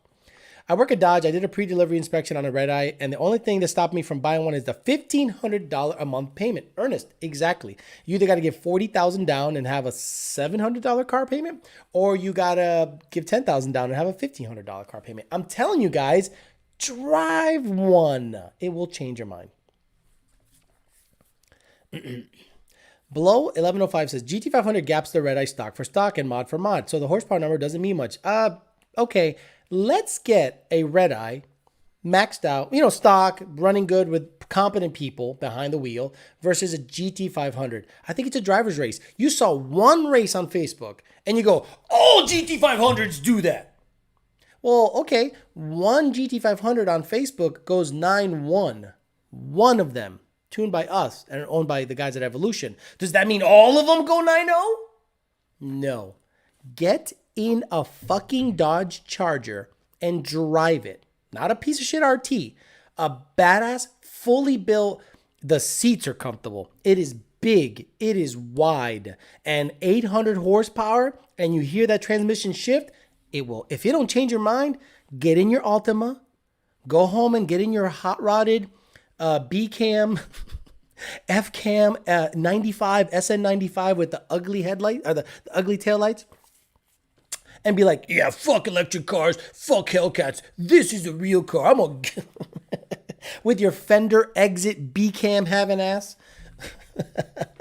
Skinny Screech sauce for the win, Alex. Hey, very nice. I'll look into it, brother. Real popular traction compound here in the South. Skinny's Screech sauce. Okay, I'll look into it, brother. But again, I gotta slather that shit on a public road somewhere so some guy don't arrest me. So I gotta. That's an investment. When you put a patch down, right? You shouldn't ruin that patch. That's like an investment. Somebody spent a lot of money on prep and tires to lay that patch down. So you can have good grip. So I gotta find a spot that they're not gonna desecrate my patch. You know what I'm saying? David Jeffrey says, would you agree? The three-letter... Oh, Daywood. Stop. Daywood, stop. We're done talking about it. We're done. If you want that $7 back, I'll give it back. We're done talking about it. Jeremy Gerber says, 18 Mustang GT Premium looking at supercharger and fuel system. Any preference? Jeremy Gerber, 18 Mustang GT Premium. Look, you can't go... How do you want your power delivered? Centrifugals make great top end, and they are great in terms of drivability because of the stock throttle body. The Whipples drive really well with our calibration and they have the potential of making a lot of power. Down low, they don't hit as hard as any TVS that I know. Now, the only thing I will tell people is this. The Edelbrock versus, let's say, the Odin. The Edelbrock, I think, makes better power down low. The Odin, to me, is a good big horsepower TVS car, similar to the Gen 3. It's just a big, so if you have like an 88 millimeter pulley Odin, it's not going to make a ton of power over an Edelbrock, right? Now, if you have a max effort Odin versus a max effort Edelbrock, the Odin should do better. But at that point, you can do a Whipple Gen 5 front feed and be right there with all of them. So it all depends on how you want the power delivered. Again, these are all my opinions based on my experience. Leo A says, if I got a tune with you guys for the Whipple Gen 5, what power range can I expect on California 91 fuel? Also, what would be needed to run the 85? You're the man. Leo A, you need a fuel system, period, and not a budget fuel system. A 4 Innovations fuel system. It's going to cost you $2,200. I guarantee it that I priced it out. $2,200. If you go, oh, that's too much money? Then stay on pump gas and you'll make 630 to 650, maybe 660 if you got really sweet 91 in your area. Troy Johnson says, channel support. Keep it up, my brother. You're welcome, brother. Oh, I have a nice prep, 3 sets of Mickey Thompson drag radios. It's an investment for sure. Exactly. It's an investment to have a nice patch somewhere. I'm like, damn, I don't want to ruin that. And I wouldn't even like write on it or do shit on it. It's like not mine. You know, it's like, that's someone's. Has Stephen Bowen been back recently or did you block him? I didn't block him from this channel. He can watch. I don't know how to block people from a channel. I mean, how do you do that? It's free. It's public. It's everything. But no, I haven't hit him up. He hasn't hit me up. It's nice and over. It's wonderful. Italian Sang says, ciao. Question, tracking road course hard, my 10-speed getting third trans in 15,000 miles. Main issue is now lockup clutch, rest okay's my big cooler. What's he saying? Would you go with an F-150 torque converter, bigger so stronger for road course racing? No, not for road course racing. No. I would get a bigger converter if you want to launch the car harder, but no, I would not get a F-150 converter to road course the car. Altima gets girls wet because the sunroof leaks. Very good. Alex, what would be the best blower for option for a daily driver? 17 F-150, 4x4, 373s on 35s from Canada. Thanks. A TVS. You have a 17, so you can get an Edelbrock, you can get a VMP, or you can get a Roush blower. Any of those, in my opinion, a TVS for daily purposes. You don't have to boost it to death. It feels really good down low. For daily, big truck, to move it easier, I think a TVS, any of the three, VMP, Edelbrock, or Roush would do you well. Revive gave me $5 and says, is it possible to do a 350 18 manifold swap in a Gen 2, keeping the IMRCs? Yeah, they do it all the time. Would it be nice to keep some low-end torque compared to the stock manifold? Yeah. But Revive, most guys that have a 350 manifold, yes. An 18, I have not. Maybe I've done 2 that have working IMRCs, but those guys were like fucking Class A electricians, and they knew what the fuck they were doing. Everyone else lock them out. Or keep the stock manifold. But the 350, you can retain the IMRCs. Some people lease them for $600 a month on them Hellcats. Wow, that's a moneymaker. It's an investment. Who knew that you could rent I wouldn't rent the car. You got beat the shit out of it. Fuck all that. Hellcat with a pulley and tune 85 can party a bit. Ported blower and 85 cars are well into the 900 wheel range. That is a perfect Hellcat. A 900 wheel Hellcat probably feels like a high 700 horsepower Coyote car. Like a Gen 1 Coyote car. Has anyone hit me up? I feel my dick buzzing. There we go. Chaipa is legit, just like Tinder. Chispa. I'll look into it. But is it like Spanish Tinder? Because that means that the pussy's going to taste like adobo and hot sauce and Cheeto fingers. I don't know if I want Cheeto fingers and pussy tasting like adobo and hot sauce. I think I might forego Chispa. CMA 212 gave me $5. Didn't see a damn thing. Yonce 50 says, here's some Canadian money. Don't hate on Canada. Us Western Canadians have it pretty good. Good for you, brother. I'm back. Had to throw down some bichotazos, said Fast Rider 46, meaning he needed to jerk off. Timothy Fush, hey, I got you this tuned file. Hey, Alex, shout out to you for the after-hour support this evening. The revised file took care of the issue. Very much appreciated. I saw your comment on the Facebook, the private Lund Racing customer only Facebook page. It got screenshotted to me. I went home. I knew exactly what the issue was. Bam! After hour support for my guy so he can get squared away. But yeah, you're welcome, Timothy Fush. I appreciate you reaching out and for the donation. Thank you very much. You don't have to do that. You're a customer, but I appreciate it. Eric V says, what good brand drag wheels do you recommend? Beadlocks and skinnies. Beadlock is badass shit. Weld is tried and true. Don't get the family dollar stars, the VMSs, and then the VMSs and the poverty stars. So you got family dollar stars, the VMSs. You have the family dollar stars, poverty stars are the race stars. Is there anything worse than that? But look, I say that in jest, but the VMSs are popular because they're cheap-ish. But they're family dollar stars. And the poverty stars, race stars, they still look good in my opinion. I still like how they look. But I have Weld S77s, S71s. I think they're S77s. And I like the S71s, a 5-star shape. I like a deep dish on that bit. I'd love to find a set of 20-inch S77 deep dish for the white car. I want to get rid of the Bobo TSWs that are on there, and I want weld, deep dish, polished lip, 20-inch. Some guy, Justin Keith, I think's his name. Let me move this shit around and potentially kill the stream. Justin Keith. It's a guy on Facebook. I think his name's Justin Keith. And he had a picture of a... I gotta change that. He had a picture of a wide body Challenger. Enter. Shit. Can I just hit enter? Here we go. Search for Justin Keith. There we go. Let me see. Oh, here it is. Look at that. God. Let me see. Where are you? Oh. Oh, baby, look. What? Oh, why? What? Just put your finger in my butt real quick. Go faster. Oh, it's too fast. Oh, you're pumping air into my pussy. Oh, no, let's stop. Oh, you pumped so much air in there. Anyway, this car. This car is badass. Badass shit. So I love it.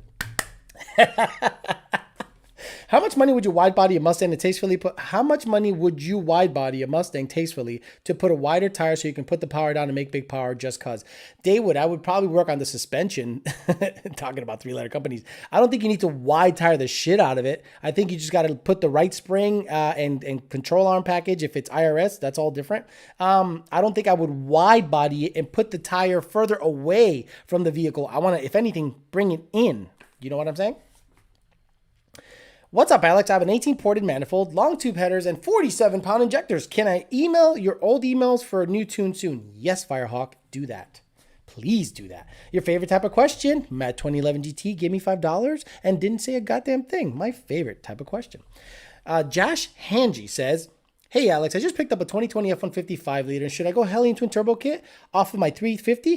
What? Wait. I just picked up a 2020 F-150, right? Truck. Should I go Hellion twin turbo kit off of my GT350? Or Whipple already have on 3 2-pump return? Dude, this is the most convoluted question. You already have an on 3 2-pump. Oh, return style fuel system, 1050X Runda. You could do on 3. Oh, sorry. You could do, you do a Hellion. But it sounds like you're trying to put a Hellion kit from a 350 to a truck. I don't think it'll fit unless they have some retrofit kit that somehow makes it work. Truck to car. But if you're happy with Hellion's performance on the 350, yeah. Now, if you want daily power, dailyable power now, Whipple is hard to beat. Wild Willie likes my noises. That was awkward with headphones. Oh, someone's yelling outside. Here's a couple of bucks for that absolutely perfect Raptor exhaust note impersonation. I have a Raptor and that was perfect. Exactly, Chris Y. It sounds like shit. Let me can I turn on my Raptor? Let me see.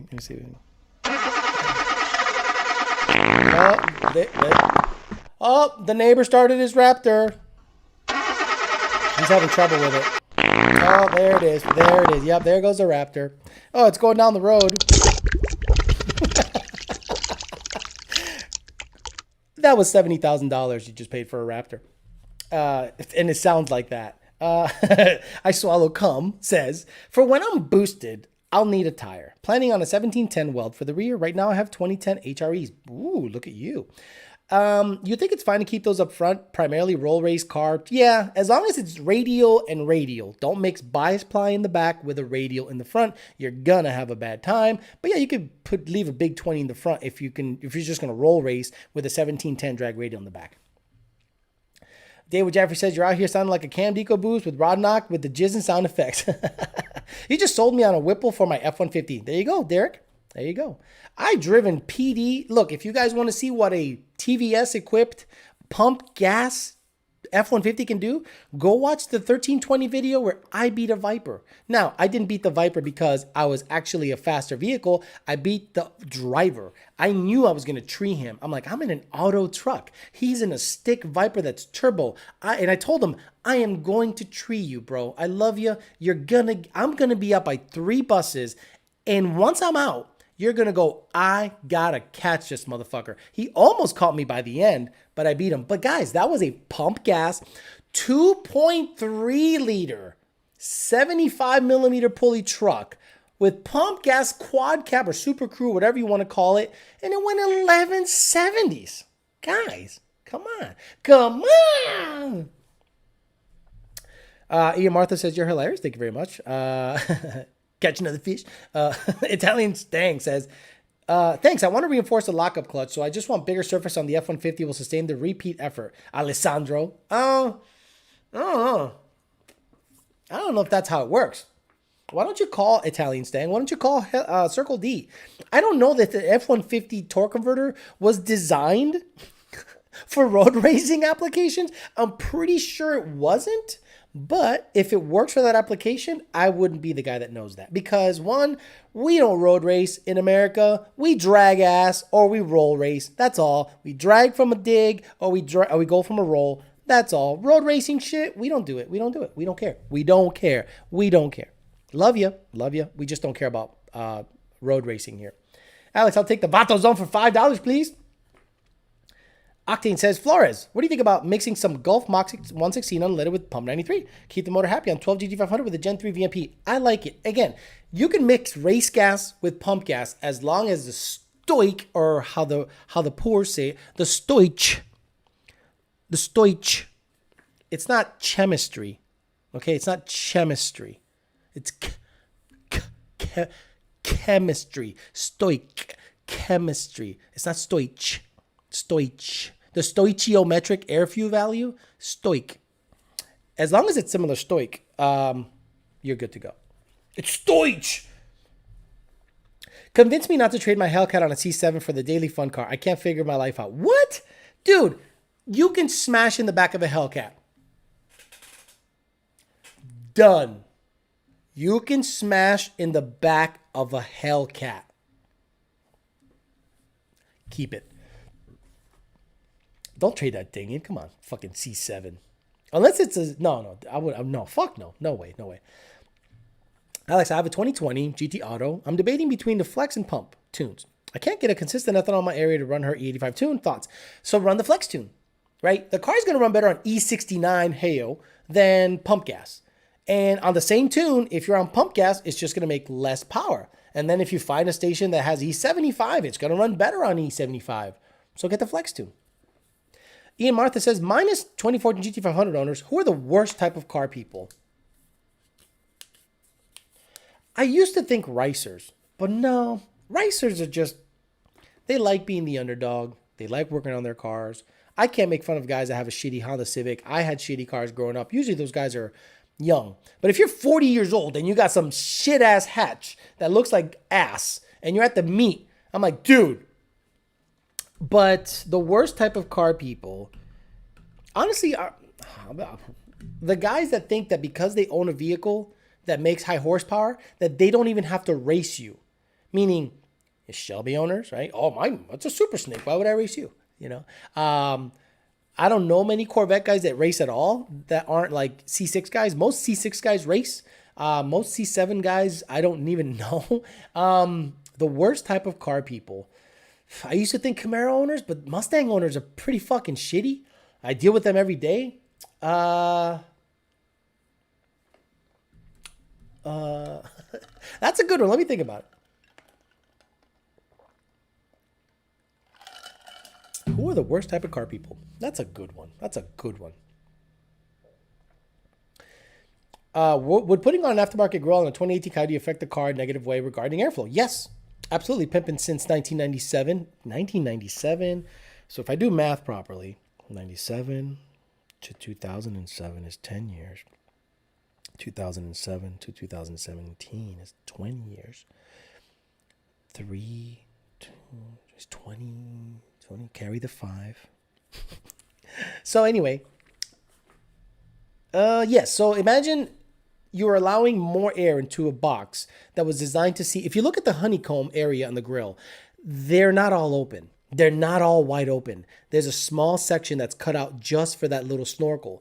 The moment you take that out, now you're pressurizing the box that the MAF is sampling air from. Luckily, the filter will slow down that airflow, right? But if you have an aftermarket cold air intake with an open air element and you are shoving air in there a lot quicker with a grill delete, you're gonna have drivability problems, just as if you had a ram air effect. I remember Cervini for a while was selling a ram air hood for Gen 2 Mustangs and up. And I'm like, and he's like, hey, I'm driving the car and it does this lurching. And I'm like, really? Why? And then he showed me, I go, it's your hood, it's ram air. He goes, well, yeah, it allows more air. Right, when you're cruising, your pedal and your throttle is like 6% open. And this thing at 80 miles an hour is shoving air in there, and the MAF is going, I'm seeing a lot of air. Oh, are we fueling or are we not? The throttle's not open. The MAF is like, throttle, open, dude. And it's like, I don't need to open, bro. The pedal is like 5%, but I'm getting a bunch of air, bro. You gotta open. Oh, so there becomes an internal struggle with the MAF sensor. And he's Mexican, by the way, the MAF sensor. So so basically, you're shoving air in when the car doesn't want it, and it'll cause issues. So in my opinion, leave the stock grill. Did you tree the Viper or did you tree him in the Putti? Date with Jeffrey. D. Bauer says 15 GT PP. Hey yo. MT82 looking to Gen 5 Whipple. What would be your advice on building supporting mods for someone new to Boost? Looking to keep long term and want to know if you suggest other mods first. Honestly, if your state is not super tight on emission stuff, a free-flowing exhaust would be a real good idea.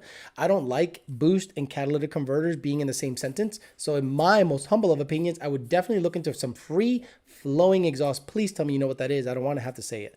And that alone with the kit should be plenty to last you a very long time. Now, when you want to upgrade to big boy boost, aftermarket injectors, aftermarket fuel system, aftermarket tuning. But if you want to keep it as is with their tuning, get some free-flowing exhaust. Actually, no. Their tuning, I think, takes into account the emissions equipment.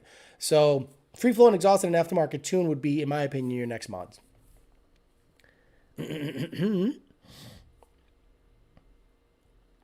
Okay. Tango says, channel support. My 19 GT flies with just bolt-ons and flex tune. Thanks for all the info. Yeah, dude. Ben Callum was like, dude, I got a flex tune and an H-pipe. This thing gets it. I'm like, I know. You don't need much on these bitches. Alan Xander Harris. Hey, what would be the power difference between decaying 19 headers versus aftermarket? I don't know what the hell he just said. I'm going to go Vortec V3 93. Can I do 91 on road trips with octane boost? Decaying? The difference between decaying 19 headers versus, stock headers versus aftermarket. I mean, you're going to see better airflow, especially with the supercharger, right? You're going to see a lot better airflow, less cylinder pressure because the air is getting out of there a lot quicker, and you're probably going to see less boost, very slightly, probably not even measurable. Oh, more back pressure. No, it's just less boost because there's less of a restriction on there because boost is a measurement of restriction. If you don't know what that means, look that shit up. And yes, you can do 91 on road trips as long as you're not going wide open throttle, racy motherfuckers, depending on pulley size. I wouldn't go smaller than a 3.6 pulley on 91 octane. Pragmatic Lunatic said, yo, and gave me $10. I appreciate that, brother. Matt 2011 GT says, can Lon help me tune my ported windshield wipers? They have a bit of hesitation around 3,500 RPM. Sure. If you pay for a $150 6-month revision, we're in. Emmanuel Martinez says, I got a Steeda ambient air intake for my 19 Stang and got tuned by Lon and felt stupid asking what the insert was for and if I can remove it. It happens to all of us. But guys, if you're buying an aftermarket intake, ambient air intake, talk to the company who makes it and goes, hey, how is this best configured? And if they say, talk to your tuner, I'm like, you built this. You tell me what's your recommendation. And if the tuner has a different opinion, then we got to have a conversation, right? The way we like Steeda cold air intakes configured, the closed lid is insert in MAF location closest to the box. That's what we like because the signal is the cleanest. Matthew Goodall says, worst type of car people ever. Everyone you see on Cletus McFarlane, Adam LZ, and Stang mode. Okay, see, that's the thing, right? Those channels are wildly successful. So if I say that, Matthew Goodall, I'm labeled a hater. But yeah, guys that do bumper exits for the over the hood exits. You know, drink Mountain Dew and swish it around their teeth before they go to bed. You know, that's not my crew. Every time I see one of these YouTubers, I go, brush your fucking teeth. God damn it, you got plaque that I can see. Don't use that iPhone 11, man. It's too good. I see your gums, you got gingivitis, they're swollen. Dude. Take care of your shit. Chris Keplinger. Who the hell are you? Gosh. 19 GT350. I have a Gen 5 Whipple ready to go on. I'm doing the oil pump gear and timing chain sprocket this weekend. Anything else I need to do outside of a tune from you to be happy? And this is the Whipple tune really putting out 850 crank. Have you seen that wheel? No, fuck no. Look, no way the Whipple tune's making 850 crank because that means it's making what? 780 wheel? Chris, put your GT350 on a dyno, and if it makes 780 wheel on pump gas, that'd be pretty badass. I don't think it'll do it. I think it'll be low 700s. I don't think it'll make high 700s with a 15% drivetrain loss. So I think you're okay with oil pump gear and timing chain sprocket. Make sure you time the cams properly. Take your sweet ass time. And if you have an aftermarket gear, make sure that the alignment mark on the aftermarket crank sprocket gear is in the same spot, because sometimes they're not in the same spot as stock. There's a little indicator, little cut in it. Make sure you pay attention to that. Don't assume it's exactly like stock. I had a guy do that. He was exactly 2 teeth off. He had to tear down the whole front of the engine again just to find out that the crank sprocket was labeled differently than the stock one. But no, I think you're pretty good there, Chris. But I don't think there's unless you're on E85, Chris, I don't think you're making a 50 wheel. Crank, I mean, shit, I'd probably make an 800 crank, low 700s wheel. I don't think you're making 850 crank. That's a little aggressive in my opinion. But if you're on E85, we can send it, brother. Alan Xander Harris says, also, what wheel horsepower would you say crank sprocket and OPGs are needed? It's not about the wheel horsepower. It's about the stress on the crank. It's about the stress on the crank. If you have big boost, you're putting a lot of tension on that drive assembly that pushes or pulls the supercharger pulley. So if you have low boost and you're not spinning that blower that crazy, you're fine. 8, 9, 10 PSI, that's fine. Roush doesn't put aftermarket oil pump gears in crank sprocket, and it has it up to or down to an 80 millimeter pulley, which is about a 10 PSI. Now, when you're going to really lean on it and really pull on that sucker and really make some RPM on the blower, I would suggest getting a crank sprocket and a oil pump gear, because now you're stressing out the crank just a little more. It could deflect a little. That, coupled with a MFP crank support in the future, can save your crank a lot of deflection. But I don't think it's a horsepower number. I think it's more of how much stress is on the crank. It's mechanical, not a power number. 6.2 Hemi Power says, would you tune my Hellcat? If I knew how to tune them, sure. But look, you want to get a tune from them? You can hit up the guys at DBR High Performance in Tennessee. Good guys. Fuck Bob. What? Smitty Schmidt says, fuck Bob, I showed up late. I'll catch up in a bit. Can't wait to hear the intro rant. It's good shit. I know you can't do it. I said it for you. Thank you very much, Matthew Goodall. Costa Zampa says, hey, what's up? I'm late, but I'll rewatch after the live session is over. Badass shit. What crank sprocket has different marks than stock? I believe Boundary has a different mark on the crank sprocket than stock, according to one of my customers. I could be wrong. I've not installed a Boundary set. I've installed MMR and I've installed TSS. I have not installed Boundary yet, but I believe the mark could be different depending on when they were made. So I could be wrong 100%. Call them on it. Hey, is the crank mark different? Is it just like stock? We want to make sure so we don't time this thing fucked up. But there's the answer. Worst type of car people. Okay, I'm going to start getting going. It's an hour and 47. These shows have become 2-hour shows. It's kind of crazy, but I love it. Time just kind of gets away from me. I have a lot of fun doing these shows. And I love answering your stupid fucking questions 15 times. I love you. You know it. But look, I'd love to get my hands on a Hellcat and just to see how it tunes, see how the calibration is laid out, see how much spark they're commanding, see how much air load or KPGs or LMNOPs, whatever fuck. Because when you look at Ford and how they how they, like I was tuning a guy who, Mike Javanis. He has this beautiful Coyote swap Mustang, Buttercup he calls it. Made 640 on pump gas, just fucking mint car. And he said, how much boost do you think it's making? I said, it's making about 1.7 air load. Now he tunes his own stuff with standalone stuff, Holly, Haltech, badass stuff.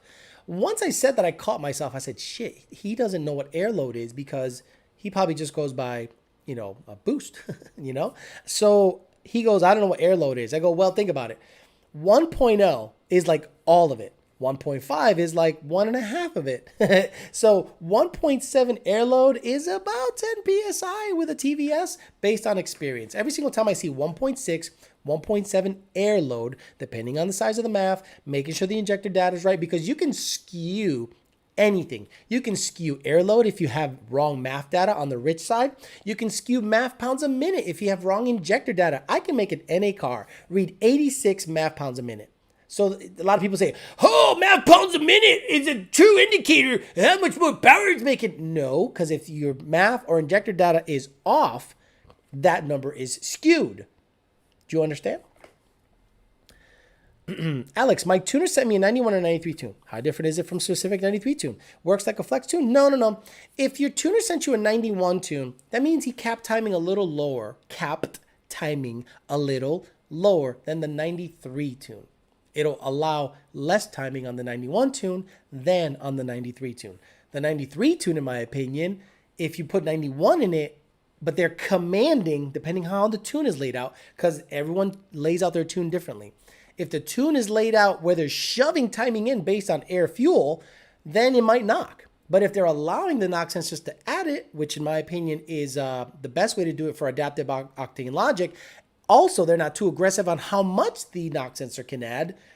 I think to run the 93 tune with adaptive octane logic is the best way, and that's the way Lund Racing does it.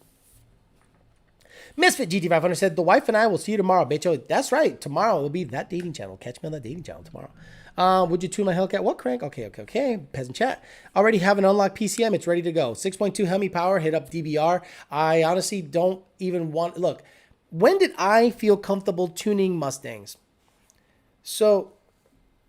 Oh, gosh, I wish I could tell you the story of how I started tuning Mustangs. Oh, that's such a good story. Oof. That's going to be one for the books, bro. Whew. That's probably like when I hit the lottery. And be like, so I don't need to tune anymore, so check it out. I'll still do this shit, though.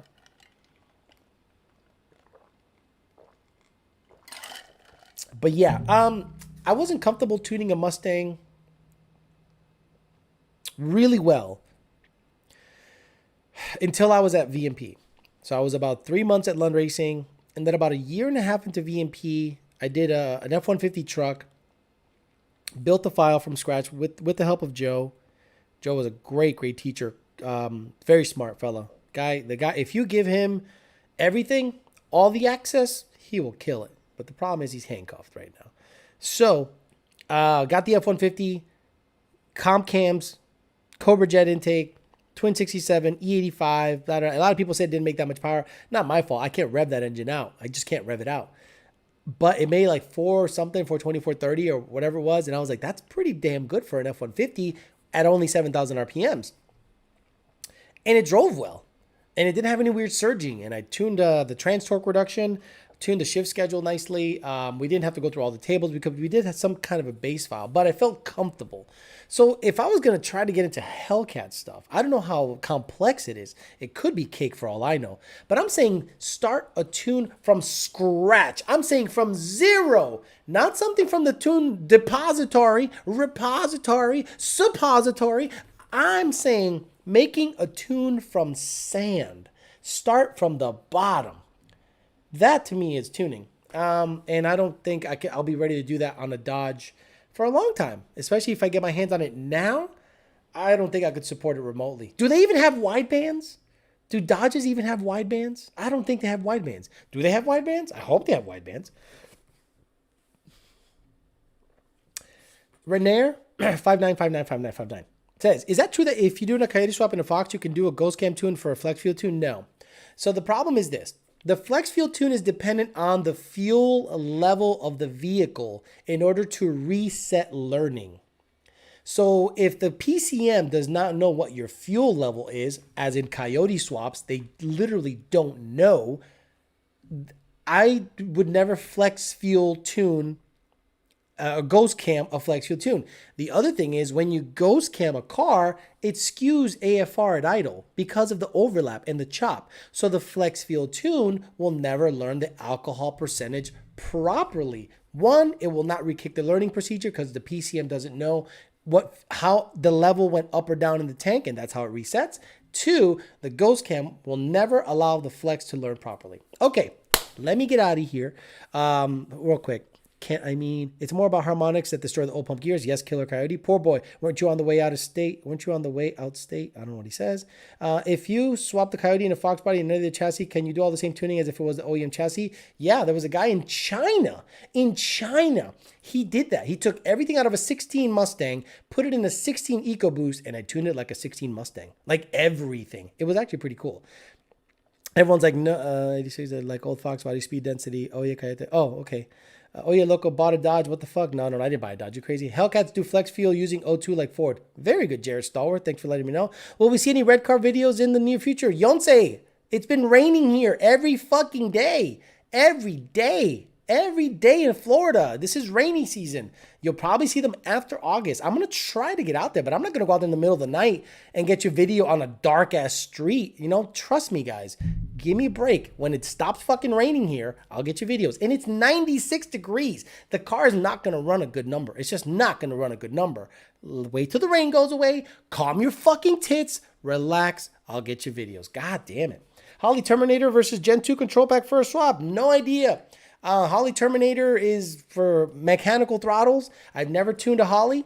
I tune control packs, and I've never had an issue with the control pack if it was installed properly. Tommy Hathaway says, why don't Pro Charger guys want more torque? Just go F-Series. They have a better setup ratio and make way more torque. Cool story, Tommy Hathaway. Badass. Carlos Villarreal, go back in your Altima and shut up. You're drunk. See you tomorrow, Alex. Okay, guys, I'm going to get out of here. Thanks for everyone for tuning in. Shelby Dave is getting more apparel in. I'm going to have a bunch of videos introducing Shelby Dave on Instagram mostly. I'm not going to put him on YouTube yet until he gets a halfway decent following, and then we can have a Shelby Dave special. For those of you that are subscribers to my other channel, that dating channel, I'll see you guys tomorrow, 8:15 or after Power by the Hour finishes their live stream. Now that Frank Perdomo is back. So thanks for listening, guys. We will talk to you later.